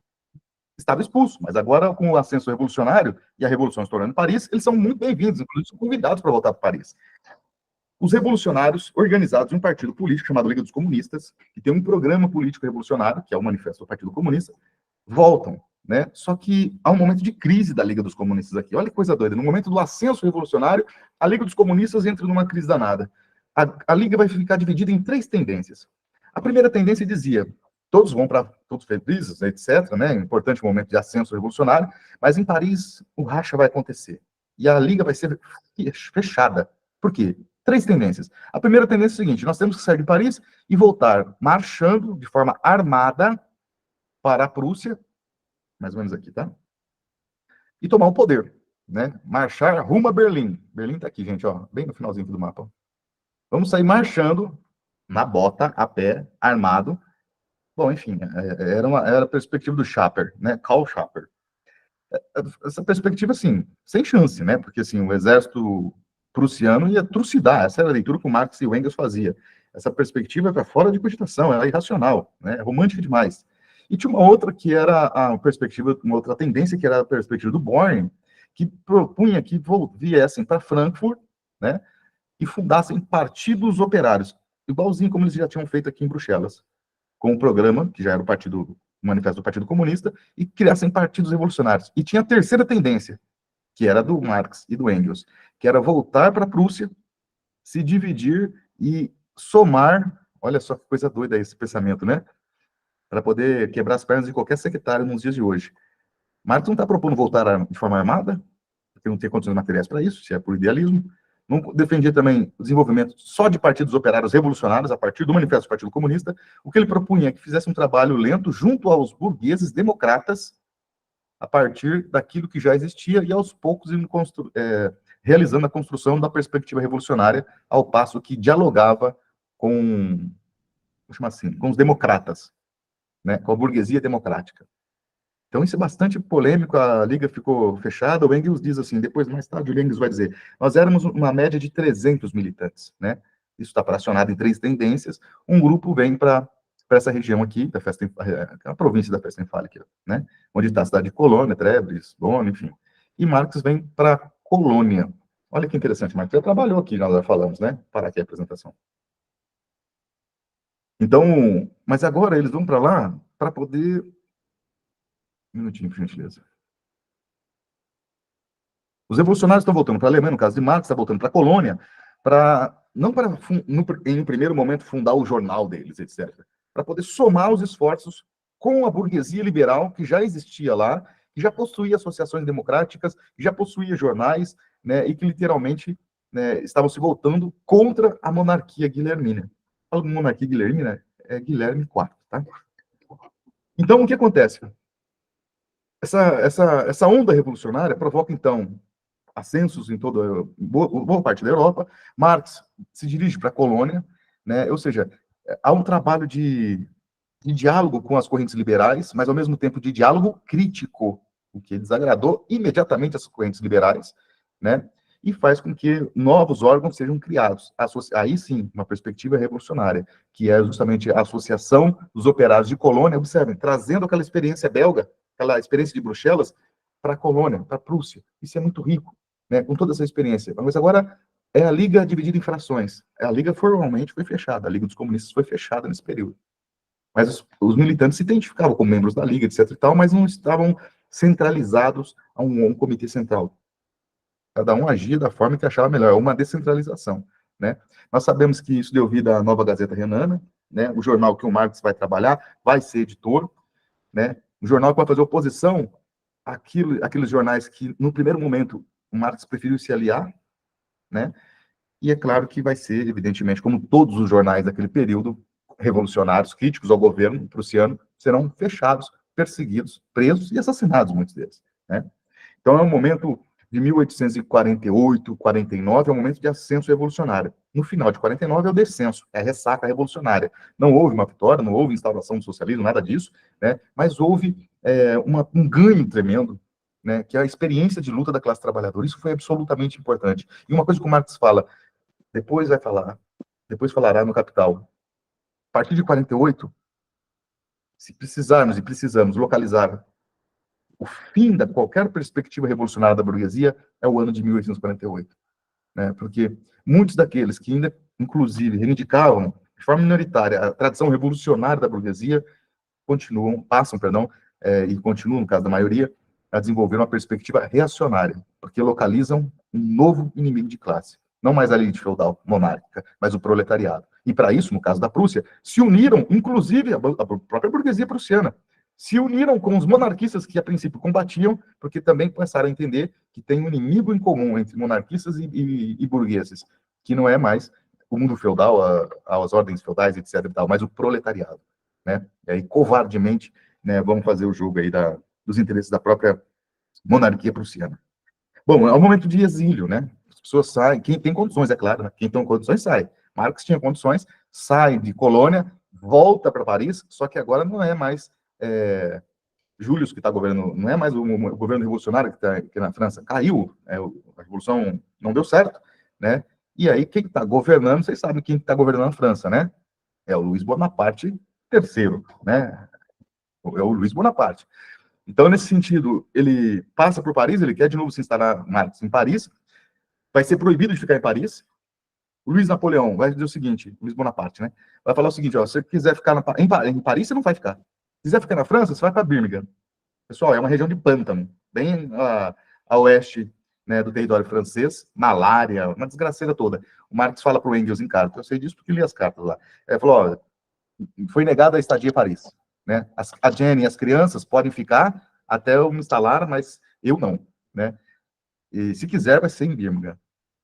Ele falou assim, eu não vou ficar nesse lugar, vai ser a decretação da minha morte lenta. A gente vai para Londres, né? As crianças puderam ficar, mas Marx teve que ir imediatamente para Londres, preparar o terreno, etc. e tal, e depois, 48 horas depois, a Jenny e as crianças foram também, pegaram um vapor, e foram, desculpa, eu não sei se foi um vapor, pegaram um navio, e foram para Londres. E aí, enfim, eu não vou entrar nessa vida pessoal, que eu acho muito rica para entender o próprio dirigente revolucionário, mas eu quero chamar a atenção aqui é que, ao momento de recesso, Marx não escolheu o exílio, ele não imaginava que ia passar, muito menos, então, mais do que final do ano de 1849, dos anos 50, o exílio seria momentâneo, nós sabemos que foi um exílio que durou a vida toda, né? Então, o que estão aqui, numa linha geral, para fazer uma síntese do que eu estou expondo hoje? O Marx revolucionário que nós conhecemos já, ele se fez revolucionário. Há uma trajetória que eu peguei uma linha possível de compreensão desses itinerários, parte, é claro, deles, que vai contribuindo e vai, a partir dessa realidade material, constituindo o Marx que nós conhecemos como revolucionário. Ainda assim, claro que já é um Marx revolucionário importantíssimo, dirigente revolucionário, em 1850. Mas, por favor, é só 1850. Marx viveu até 1883. Tem muita água para rolar debaixo dessa ponte, né, para a gente poder entender a constituição do pensamento do Marx. E a linha geral que eu queria colocar aqui hoje é que a gente entenda Marx na sua processualidade histórica. E é um trabalho difícil, mas é o caminho correto. Não dá para eu querer te entender, suponhamos, vamos supor, né? Eu vou falar um nome aleatório aqui, mas nem estou olhando para a tela. O João, nem sei se tem João aqui. João, se quer entender o João, que hoje tem, sei lá, 72 anos de idade, eu não posso pegar o João, só o que o João escreveu lá no colegial. Sabe por quê? É o João, mas não é o João em sua plenitude. A realidade concreta é a síntese de múltiplas determinações. É a unidade do diverso constituída historicamente, acrescento eu aqui por minha conta e risco. Né? Então, se eu quero entender o Marx, a gente tem que entender que tem coisas que, de 1844, que se mantiveram até o resto da vida. Tem coisas que não se mantiveram, foram superadas. E não foi só jogada fora, foi superada.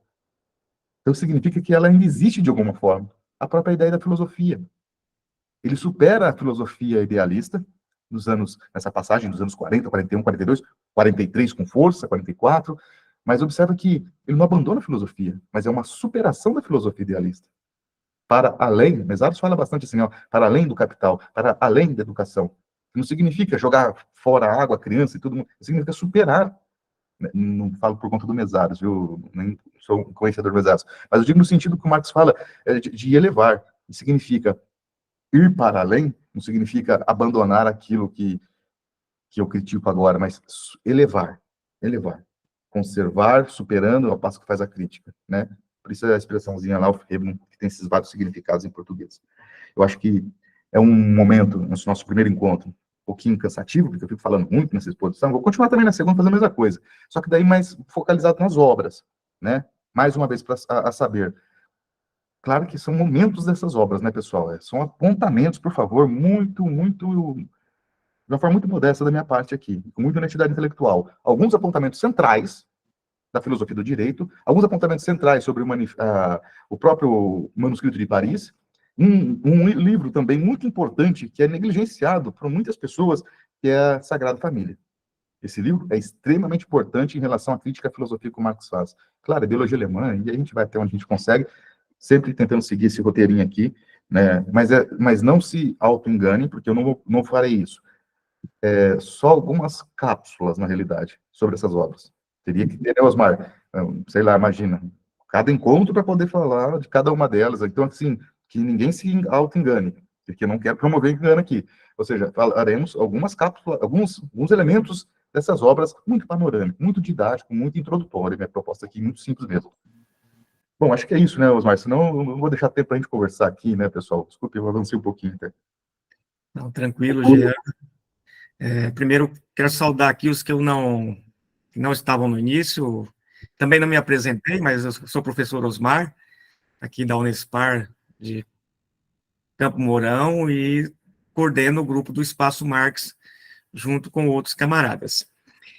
Então, conforme a metodologia, pessoal, nós temos aqui uns 20 minutinhos para discussão, e aí vou seguir por ordem de inscrição, levanta a mãozinha, e aí a gente segue ali a ordem de inscrição. Para mim, está aparecendo aqui, primeiro é a Geisa, depois o Pedro e Cirlei.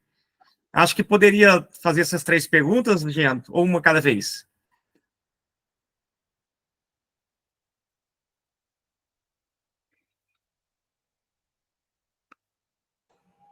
Pode fazer as 3 sim, Osmar. Desculpe que eu errei o microfone. Eu vou anotando. Vai lá, Geisa.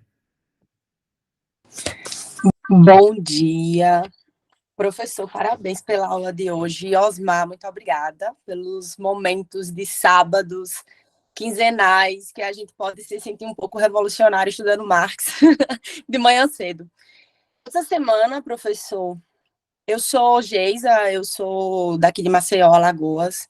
Recentemente eu terminei o doutorado em educação, na linha de História e Política da Educação, e também sou servidora técnica da Universidade Federal de Alagoas. Nesse momento, nós estamos em greve para a reestruturação da carreira. Aqui na UFAL, somente os técnicos estão em greve e os professores ainda não aderiram à greve, diferente dos estudos federais, né, que os professores também aderiram à greve por conta que eles têm um sindicato unificado. Aqui na UFAL, a gente tem 2 sindicatos, o dos técnicos e o dos professores. E essa fala do professor Jean, quando ele traz a historicidade de forma brilhante, me lembra, e que acredito também que uma das referências que ele utiliza é o livro do professor Zé Paulo Neto, né, da biografia do Marx, me traz algumas angústias, porque estudar Marx em si é muito angustiante. Eu acho que quanto mais eu estudo Marx, mais eu assisto aula, mais eu tento me apropriar dessa teoria revolucionária, mais angústia me causa diante do cenário de luta de classe atual. E essa semana eu nessas crises, né, diante da greve, às vezes eu vejo uma estrada sem saída, Não consigo ter esperança em alguns momentos, em outros eu consigo. Enfim, acho que isso é muito dinâmico mesmo do próprio processo de conhecimento, de apropriação da teoria do Marx e de usar essa teoria como lente para a compreensão da realidade hoje. A gente estava discutindo aqui no chat a importância, se Marx foi superado ou não. Eu mesmo, particularmente, vejo o materialismo histórico dialético como uma lente que a gente consegue ampliar e enxergar, de fato, alguns fenômenos que a realidade nos apresenta de forma invertida, como o próprio Marx vai falar na questão da ideologia. E aí, sim, na pergunta, hoje, essa semana, eu, nessas crises, eu mandei uma mensagem para o professor Ivo Toné, que é daqui de Maceió também. Eu falei, Ivo, eu acredito que o Marx acreditou demais na humanidade. Será que o Marx acreditou demais na humanidade? Será que o professor Jean trouxe a trajetória do Marx desde Bohr, desde o começo, ali quando ele começa a fazer direito, depois a sua guinada para a filosofia, da sua crítica a Kant, depois a Fichte, depois a Hegel, a Feuerbach, e vai seguindo e vai até chegar no Capital, e como Caio Antunes fala, o grande defeito do Marx, o grande problema do Marx foi o Marx morrer. O cara morreu, né? Não podia ter morrido, era para estar vivo até hoje. Escrevendo e tentando nos ajudar nessas compreensões. Mas será que aí eu vou para a pergunta, será que Marx acreditou demais na humanidade? Porque a cada dia que passa, e diante dessa greve, mas eu sinto uma dificuldade de enxergar o univos dos trabalhadores do mundo univos. Se a gente não está conseguindo se unir em uma greve de uma categoria, eu particularmente falo da minha categoria, que são os técnicos administrativos em educação. Nós somos 5 classes dentro da carreira, e dentro dessa carreira única existe divergência. Eu, por exemplo, sou uma das que mais diverge da proposta, por exemplo, de reestruturação. Então, assim, é possível pensar, de fato, a realidade de hoje para se manter esperançosa numa possível revolução, numa possível união da classe trabalhadora, professor, diante desse cenário heterogêneo da classe trabalhadora, que nem a classe trabalhadora se une, nem a classe trabalhadora se entende, e o capital, com todos os seus mecanismos de ideologia, de captar essas consciências. Eu não consigo ter esperança, e a cada dia eu me sinto menos esperançosa. Porém, esses momentos, às vezes, vocês conseguem me resgatar, que foi o que o Ivo fez essa semana. Eu falei, Ivo, muito obrigado, você me resgatou. E eu gostaria de trazer essa angústia também. Eu tive uma conversa muito boa com o Ivo, e eu gostaria de trazer essa angústia para vocês também, né? É isso. Muito obrigada, professor Osmar, mais uma vez, você arrasa. Pedro e Sirlene. Bom dia, pessoal.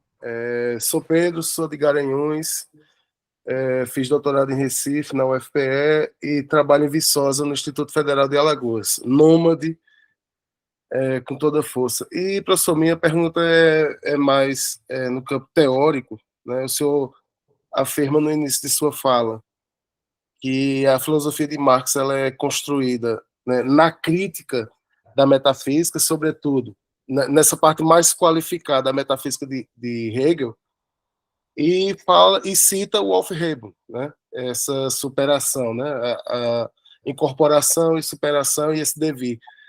O quanto o marxista é hegeliano, porque a ideia vulgar de dialética fala de que a gente deixa para trás tudo que a gente supera. E quando a gente estuda a fundo o Aufheben, né, o verbo de superar, sabe que as coisas são intrínsecas, elas se mantêm, elas se conservam. E o quanto, para ser marxista, é preciso ser hegeliano. E aí eu repito, é uma pergunta meramente teórica, que inclusive pode ser respondida no próximo encontro, mas eu queria deixar registrado. Ótimo.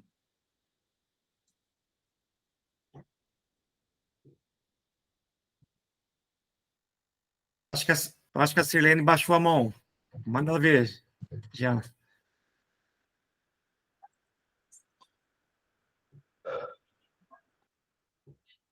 Vamos lá. Geisa, obrigado pela pergunta. A pergunta central, a pergunta necessária, né? Eu acho que, para respondê-la, a gente precisa entender, não pode esquecer jamais. Eu sei que você não esquece, conite na tua intervenção, mas me permita, para que me faça bem entendido, que hoje nós vivemos um momento reacionário tremendo, a meu juízo, acredito que eu estou certo. Se eu estiver errado, a gente está aberto para debate de verdade, com toda franqueza. A gente vive no momento mais reacionário na história do capitalismo, né? Então, isso impõe a nós a compreensão de que realmente, sempre foi difícil organizar a classe trabalhadora, né? Nós sabemos disso. E quando a gente está envolvido nas greves, então toda a minha solidariedade aos trabalhadores, a você e todos os camaradas de trabalho, que os professores passem a somar o mais rápido possível, né? E é difícil mesmo, é difícil, porque nesse período reacionário que a gente vive, de destruição de forças produtivas, reacionário em relação à direção revolucionária, eu acredito que a maioria dos trabalhadores não quer fazer revolução nenhuma, não, né? E não acredito que queriam também, a maioria dos trabalhadores, né, em 48, né? E eu acredito também que em 1917, na Rússia, a maioria dos trabalhadores também não queria fazer revolução nenhuma, não. Agora, há uma vanguarda. Por mais que essa vanguarda, se a gente pensar em trabalhadores da Putilov, é uma vanguarda, é um número tremendo, alto, ainda assim, em relação a toda a população da Rússia, imagina, tem gente morando no meio da Rússia, nos, sei lá, 60, 80 quilômetros de São Petersburgo, então nem aí com o processo está acontecendo. Agora, o papel dos revolucionários diante da luta de classes, que não parou um só dia, ela não tira férias, é exatamente a busca de organização dessa classe, né? Com a divulgação, vamos chamar assim, de agitação e propaganda revolucionária, né? E entender, a partir da materialidade, do mundo real, do mundo dos trabalhadores e das trabalhadoras estão metidos, né? A necessidade da luta. E isso nunca foi fácil, nunca foi fácil. E não acredito que você está esperando algo fácil, né? Mas é importante ter pensar isso em perspectiva, porque se a gente tira a perspectiva histórica de todas essas dificuldades de organização, da militância, etc., observe, só para poder investir um tempinho aí. Quando o Marx ajuda a criar o Comitê de Correspondência dos Comunistas, pessoal, leiam sobre isso, procurem lá, Davi Rizanov, ele explica muito bem esse processo histórico, nesse livrinho aqui, publicado recentemente pela editora Iskra. É uma biografia, é uma série de conferências que o Rizanov, né, que o Instituto Marx e Engels, né, organizou, e o Rizanov ficou incumbido da tarefa de fazer uma série de conferências para as pessoas, para os trabalhadores daquela época, né? Porque uma preocupação muito grande pós-revolução era continuar formando revolucionários, né? Enfim, aqui é muito rico. E o Comitê de Correspondência dos Comunistas, muitos acreditam que era só uma espécie de rede social, de comunicação, né? Inclusive, foi aonde começou a grande treta entre Marx e Proudhon, né? Mas não era uma organização política que tentava organizar a classe trabalhadora, né? Esses comitês aqui estão formando as associações operárias em Bruxelas, né? E é extremamente difícil, A maioria dos operários também não participavam assim, né? Então é uma vanguarda mesmo. E muita gente não gosta dessa expressão vanguarda, mas é factual, pessoal. Quando a gente olha para a história, né, o papel da vanguarda revolucionária é extremamente importante, sobretudo nos momentos mais reacionários como o nosso. Por quê? Porque se não existe essa vanguarda revolucionária, não existe a divulgação de uma perspectiva, de uma outra perspectiva de mundo, de realidade social, né? Isso coloca para nós, Geisa e todos que estão ouvindo e vão ouvir depois, um comprometimento revolucionário tremendo. E aí, Geisa, cansa mesmo, né? Cansa mesmo. O romântico não vai cansar. O romântico está sendo, nossa, dando super certo. Nossa, a pessoa está indo, sei lá, ganhou hoje em dia, né? Linguagem atualizada. Ganhou um like na postagem da greve, nossa, a classe trabalhadora está apoiando a gente, né? O romântico não sofre muito, não, né? Sofre depois, no final, no último ato, ele se mata, né? Ele normalmente morre. Mas agora, o militante revolucionário sério, ele tem consciência da dificuldade do trabalho, gente, e a gente cansa mesmo. A gente cansa. É um trabalho difícil, que exige todo o nosso tempo, sacrifício nosso em relação aos filhos, em relação aos amigos, em relação a momentos de prazer, é uma série de renúncias, não é só sofrimento, por favor, não quero dizer isso, não, isso é coisa do cristianismo, do judaico-cristianismo, mas é um trabalho árduo mesmo, não tem como ser diferente, né? E como a gente está, Geisa, a meu juízo, no pior momento reacionário da história da classe trabalhadora sob a égide do capital, né, o esforço cobrado de nós é muito grande. Agora, existe um momento, eu não quero falar de zeitgeist, espírito do tempo, mas existe um momento da história, né, em que nós temos, por uma série de fatores materiais, né, o ascenso de muitos movimentos revolucionários, né? Eu acho que é o que estava acontecendo nesse meados do século XIX. Não é o nosso caso, né? Pelo contrário, a gente vê um descenso tremendo, mesmo com a gigantesca importância da Revolução Russa. Nós sabemos o que foi depois da Revolução Russa, né? Um abandono tremendo da perspectiva revolucionária e o desenvolvimento de uma ditadura burocrática sobre a classe trabalhadora, sobre o operariado, camponês também, na Rússia. Então, assim, mesmo com essa experiência da Rússia, nós temos um descenso tremendo, né, um retrocesso tremendo na perspectiva revolucionária. E nós, Geisa e todos nós aqui, né? Nós somos aqueles, muito modestamente, cada um com suas particularidades aí, que comungam, ou buscam, né? Supostamente comungar do mesmo programa revolucionário. Queremos um programa revolucionário, queremos fazer a revolução. E isso nos exige um esforço brutal, colossal, né? Agora, dá momentos que dá vontade de desistir, dá vontade de parar. Geisa, perdão. Não é... Observa que quando você conversa honestamente com outros camaradas que também se jogam na luta, buscam organizar a classe trabalhadora, todos nós temos esses momentos. Todos nós, né? E quem fala isso para você é um pessimista para dedéu. Mas tentando ser mais objetivo para responder a tua pergunta, Marx acreditou demais na humanidade? Marx acreditou o necessário na humanidade, né? Ou seja, que é necessário viver e não sobreviver sobre a égide do capital, né? Então, nesse sentido, nós temos que ser extremamente, dar crédito à humanidade, acreditarmos na humanidade, né? É possível uma outra humanidade. Se vamos conseguir mudar essas relações sociais, é uma outra história, mas é possível mudar. Isso é muito importante, né? E eu acho que aqui tem uma fronteira muito delicada, que é a fronteira entre o realismo realismo no sentido de ser realista, né? Do revolucionário e a idealização do romântico.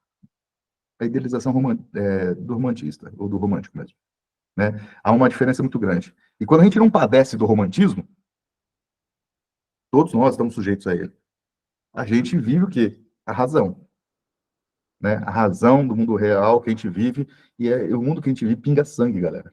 Pinga sangue, as pessoas são mortas. Pegando no Brasil, mas é internacional, a questão tem que ser pautada sempre internacionalmente. Mas pensando na particularidade brasileira, a gente vive numa sociedade em que, por exemplo, se eu for homem e gostar de outro homem, eu sou morto por conta disso. Se eu tenho uma taxa de amelanina maior na pele, eu sou morto porque eu sou negro ou sou negra. Sabe? Então, assim, outra sociabilidade é possível.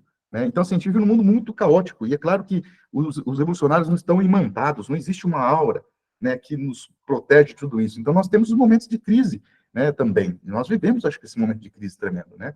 Então, assim, eu fico muito solidário com a greve que vocês estão organizando aí. Isso é uma luta, né, imediata. Eu acho que isso é importante, greve geral, né, quando possível. Mas eu acho que essa crise vai ser inevitável, viu, Geisa? A gente vai ter mesmo, e acredite, o Marx teve várias delas. Não teve um revolucionário. Isso não impede de a gente manter o otimismo na humanidade.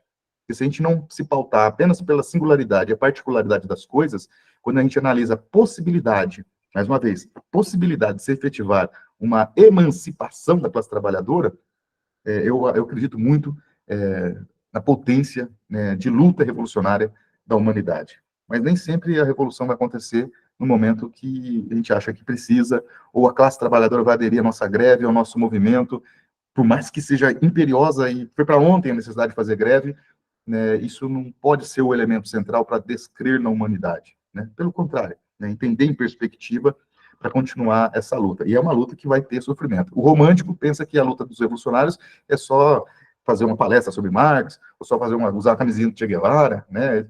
Esse é o romântico, né? Esse aí não sofre nada. Agora, quem está empenhado seriamente em realizar, né, a luta dos trabalhadores, como o próprio Che Guevara teve, não estou depreciando esses revolucionários aí, não, tem sofrimento, gente. Tem alegria e sofrimento. Sabe por quê? Porque a realidade é dialética. A realidade não é só alegria, não é só sofrimento. É um movimento de todas essas coisas. E a gente está metido nesse movimento, né? Eu acho, respondendo, né, não sei se eu respondi, Geisa, mas Marx acreditou para dedéu na humanidade. Para dedéu. Muito. Quero dizer muito. Eu acho que a gente também deve acreditar. Não porque Marx acreditou, porque o princípio que levava esse depositar de esperança na humanidade, ele continua existindo. Né? Ou seja, a classe trabalhadora produz tudo. A produção é social, mas a apropriação dessa produção da vida material, da riqueza, no mundo, é privada. Né? Então, quem produz pode e deve levar para casa o que produz. Né? Ou, enfim, quanto ser o Pedro, né? O Pedro, o marxista, o quanto marxista hegeliano. Essa ideia do verbo, né? Aufheben, e o substantivo, né? Aufhebung, tá bem expressa no Hegel. Isso é muito importante. Os jovens hegelianos sabiam muito bem disso, né? Tem uma perspectiva que diz: Marx rompeu com Hegel. Mas rompeu em que sentido? Né? Vamos lembrar. Vamos pensar no sentido mais supostamente popular. a meu juízo, grotesco e frágil. Frágil. Não se sustenta. Marx abandonou o pensamento do Hegel. Bom, se ele abandonou, nesse sentido de rompimento mecânico, né? Sei lá, de um momento, ou mesmo que durante alguns anos, e daí ele abandonou totalmente o Hegel. A pergunta que fica muito importante é por que ele, em um pós-fácil da sua principal obra, que é o Capital, de 1873, vem com todas as letras dizendo assim, ó, o meu método é o método dialético. Não é o mesmo método dialético do Hegel, mas é do Hegel que desenvolvo isso. Tá dando para sacar? Hegel não é um cachorro morto. Por que Marx teria essa preocupação nos anos 70? Né, já que supostamente ele teria rompido, lá nos começo dos anos 40, com a filosofia do Hegel. Se a gente não entender essa categoria, olha a importância dessa categoria, não é germanismo e nem é pedantismo, pessoal. E nem diletantismo. É muito importante essa categoria de superação. Crítica que incorpora, mas ao mesmo tempo eleva. Então Hegel está em Marx. Marx nunca abandonou Hegel nessa perspectiva. Agora, ele deixou de ser um hegeliano de esquerda. Isso ele deixou. Mas isso não significa abandonar uma tremenda contribuição que talvez o último filósofo do iluminismo deixou para a humanidade, que é exatamente a perspectiva dialética hegeliana. Mistificada, e não é para depreciar quando fala mistificada, é no sentido de ser fenomênica, de estar presa à metafísica, mas elevada para além da metafísica, para além da consciência, o movimento da consciência, o movimento do Geist, o movimento do espírito, mas as relações sociais, materiais de produção da vida. Então, assim, o princípio da dialética hegeliana continua extremamente válido. É o Marx falando lá no pós-fácil, pessoal. E não só no pós-fácil. Se a gente analisa o Capital, não quero fazer isso agora aqui, né? Mas quando a gente começa a ler o Capital, imagino que muitos já tiveram essa experiência, estão tendo, enfim. Se não tiveram, procurem, né? Grupos para estudar o Capital de preferência, enfim. Cada um tem um jeito de estudar. Quando ele está expondo as formas de valor, capítulo 1, quando ele está expondo as formas de valor, o que é que ele está fazendo, se não apresentando o fenômeno das coisas? Como as coisas, como ele quer chegar no dinheiro. Mas o dinheiro é um puto de uma abstração gigantesca. Tanto lá nos Grundrisses, pessoal, ele começa debatendo sobre dinheiro. Depois, no texto 59, do Paracrítica da Economia Política, que, a meu juízo, já é o primeiro esboço do Capital, da primeira sessão inteira, ele começa pela mercadoria. Mas ele quer chegar no dinheiro. Né? Mas o dinheiro é uma relação fetichizada já. Agora, ele está fazendo o quê em relação, quando ele apresenta a forma de valor simples, né, a desdobrada, a universal? Ele quer chegar no dinheiro. Não é à toa que a última sessão é o fetiche da mercadoria e seu segredo. Né? Ele quer chegar nessa relação fetichizada, abstrata, no sentido vazio, que nós temos com o dinheiro. E o que ele está usando ali, se não expondo o movimento fenomênico do próprio capital para desvelar o que é de fato o capital, o que é de fato o valor. Ele está usando extremamente Hegel. É Hegel, quando fala assim, ó, pinga Hegel, muitos falam assim, o capítulo 1 do Capital pinga Hegel de cabo a rabo, na forma de exposição. Agora, ele está desmistificando, ele está para além da metafísica nesse movimento. Mas o método utilizado é um método que é a herança direta do Hegel. Então, eu estou naquela tradição, Pedro, que entende que ser hegeliano não é ser necessariamente idealista. O idealismo hegeliano, Marx rompeu na juventude, lá, geracionalmente pensando. Mas as contribuições do Hegel, né, em relação à dialética hegeliana, elas continuam no Marx. E isso não significa que ele mesmo diz, não é a dialética hegeliana, mas é a dialética hegeliana colocada, é o avesso. Tem problema aí com a tradução, viu? Não vou querer ficar aqui gastando tempo com isso agora, embora seja importante. Tem que colocar, não é que tem que colocar, ela está de uma forma, como um invólucro. Seria assim, um invólucro. Precisa tirar esse invólucro, tem que virar do avesso isso. A tradução está errada, eu estou falando dessa forma, tá bom? Tem que colocar ela do avesso. Nada de tá de ponta cabeça, aí piora mais a situação ainda. Mas, ou seja, a dialética hegeliana é extremamente importante, só que ela está do avesso. Desculpe, ela está numa posição envolta numa metafísica. Precisa colocar isso do avesso. É como se fosse virar a manga. Não me pergunte como é que vai fazer isso. Imagina a manga. Dentro da manga tem um caroço, não tem?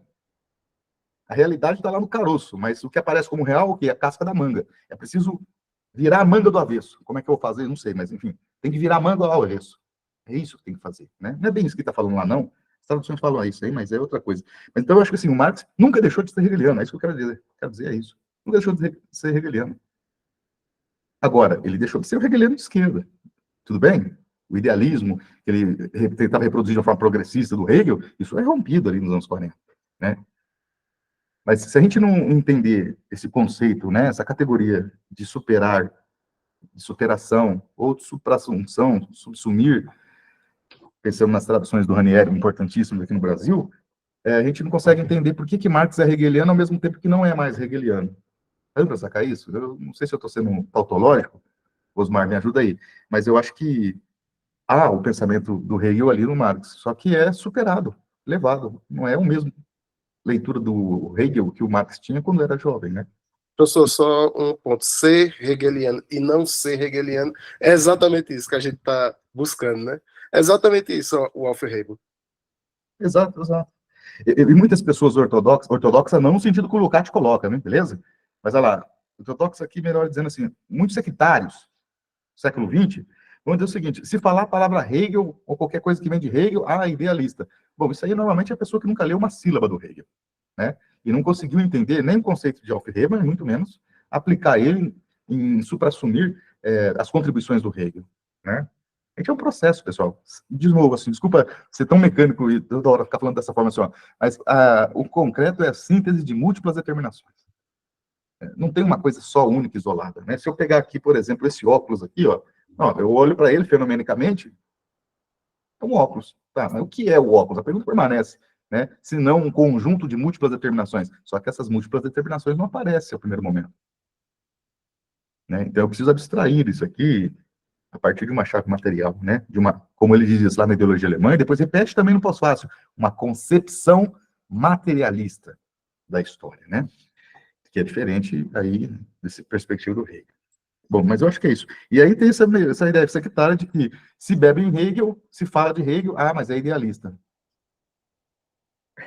É assim, não sei se eu me faço entendido, né? Porque eu fico meio lacônico às vezes. Mas veja só, pense em você que está me ouvindo agora, pense o seu ser. Hoje, o que nós pensamos, né? Em 2024, o que você pensa em 2024? A pergunta é a mesma coisa que você pensava, sei lá, nos anos 80? Ou para quem é mais novo, 2005? A resposta tem que ser não. Desculpa a arbitrariedade. Por que tem que ser não? A não ser que eu esteja equivocado, existe um mundo metafísico pós a morte, você é um espírito que tem conta no Google e que está aqui na live, né? E morreu lá, né? Mas, ou está em estado vegetativo, você não estaria aqui agora, né? E mesmo assim, o teu corpo não é o mesmo.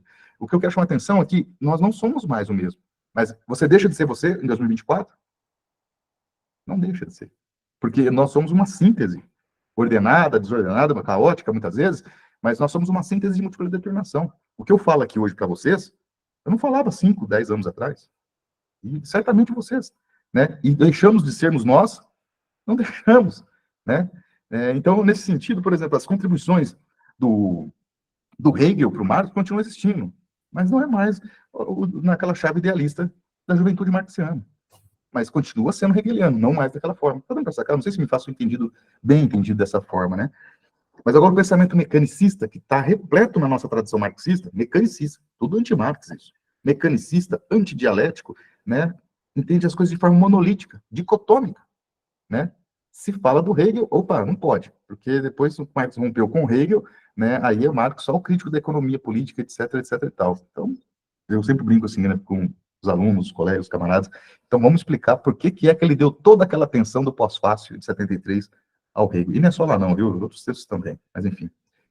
Bom, mas enfim, acho que é isso. Não sei se eu consigo responder, Pedro, mas eu acho que eu agradeço essa pergunta também, porque é uma pergunta muito importante, né? Que a gente tem espaço para poder debater um pouco mais. A gente vai falar disso aí, com certeza, semana que vem, né? Mas eu acho que já é o momento de apontar alguma coisa, né? Bom, pessoal, dado o avançado aqui da hora, eu queria agradecer a presença de todos nesta manhã de discussão, de estudo, muito produtiva, muito proveitosa a exposição do professor Jean, né, não trabalhando o pensamento do Marx e a filosofia do Marx, né, de forma ahistórica, né? Não foi essa forma, mas ao contrário, né? O professor Jean, contextualizando o Marx, o seu pensamento, o seu desenvolvimento do pensamento a partir das transformações que foram ocorrendo naquele momento histórico. Então, Jean, eu queria agradecer também, né, a sua contribuição nessa manhã. Daqui 15 dias, o professor Jean vai concluir essa exposição conforme aquele programinha que enviei para vocês. Então, Jean, passo a palavra para você fazer as suas considerações finais. Bacana, Osmar. Bom, eu agradeço aí, né, todo o pessoal envolvido aí na direção do Espaço Marx, vocês estão participando aqui, prazer conhecê-los. É uma exposição modesta, né, intencionalmente modesta, e até porque tem meus limites e o que eu posso oferecer. Mas eu acho que tem que ter honestidade intelectual e dizer, olha, não estou inventando a roda aqui, né, e não é possível analisar, como faremos semana que vem, com profundidade todas essas obras, né. Eu segui mais ou menos o roteiro das pesquisas que eu venho desenvolvendo em relação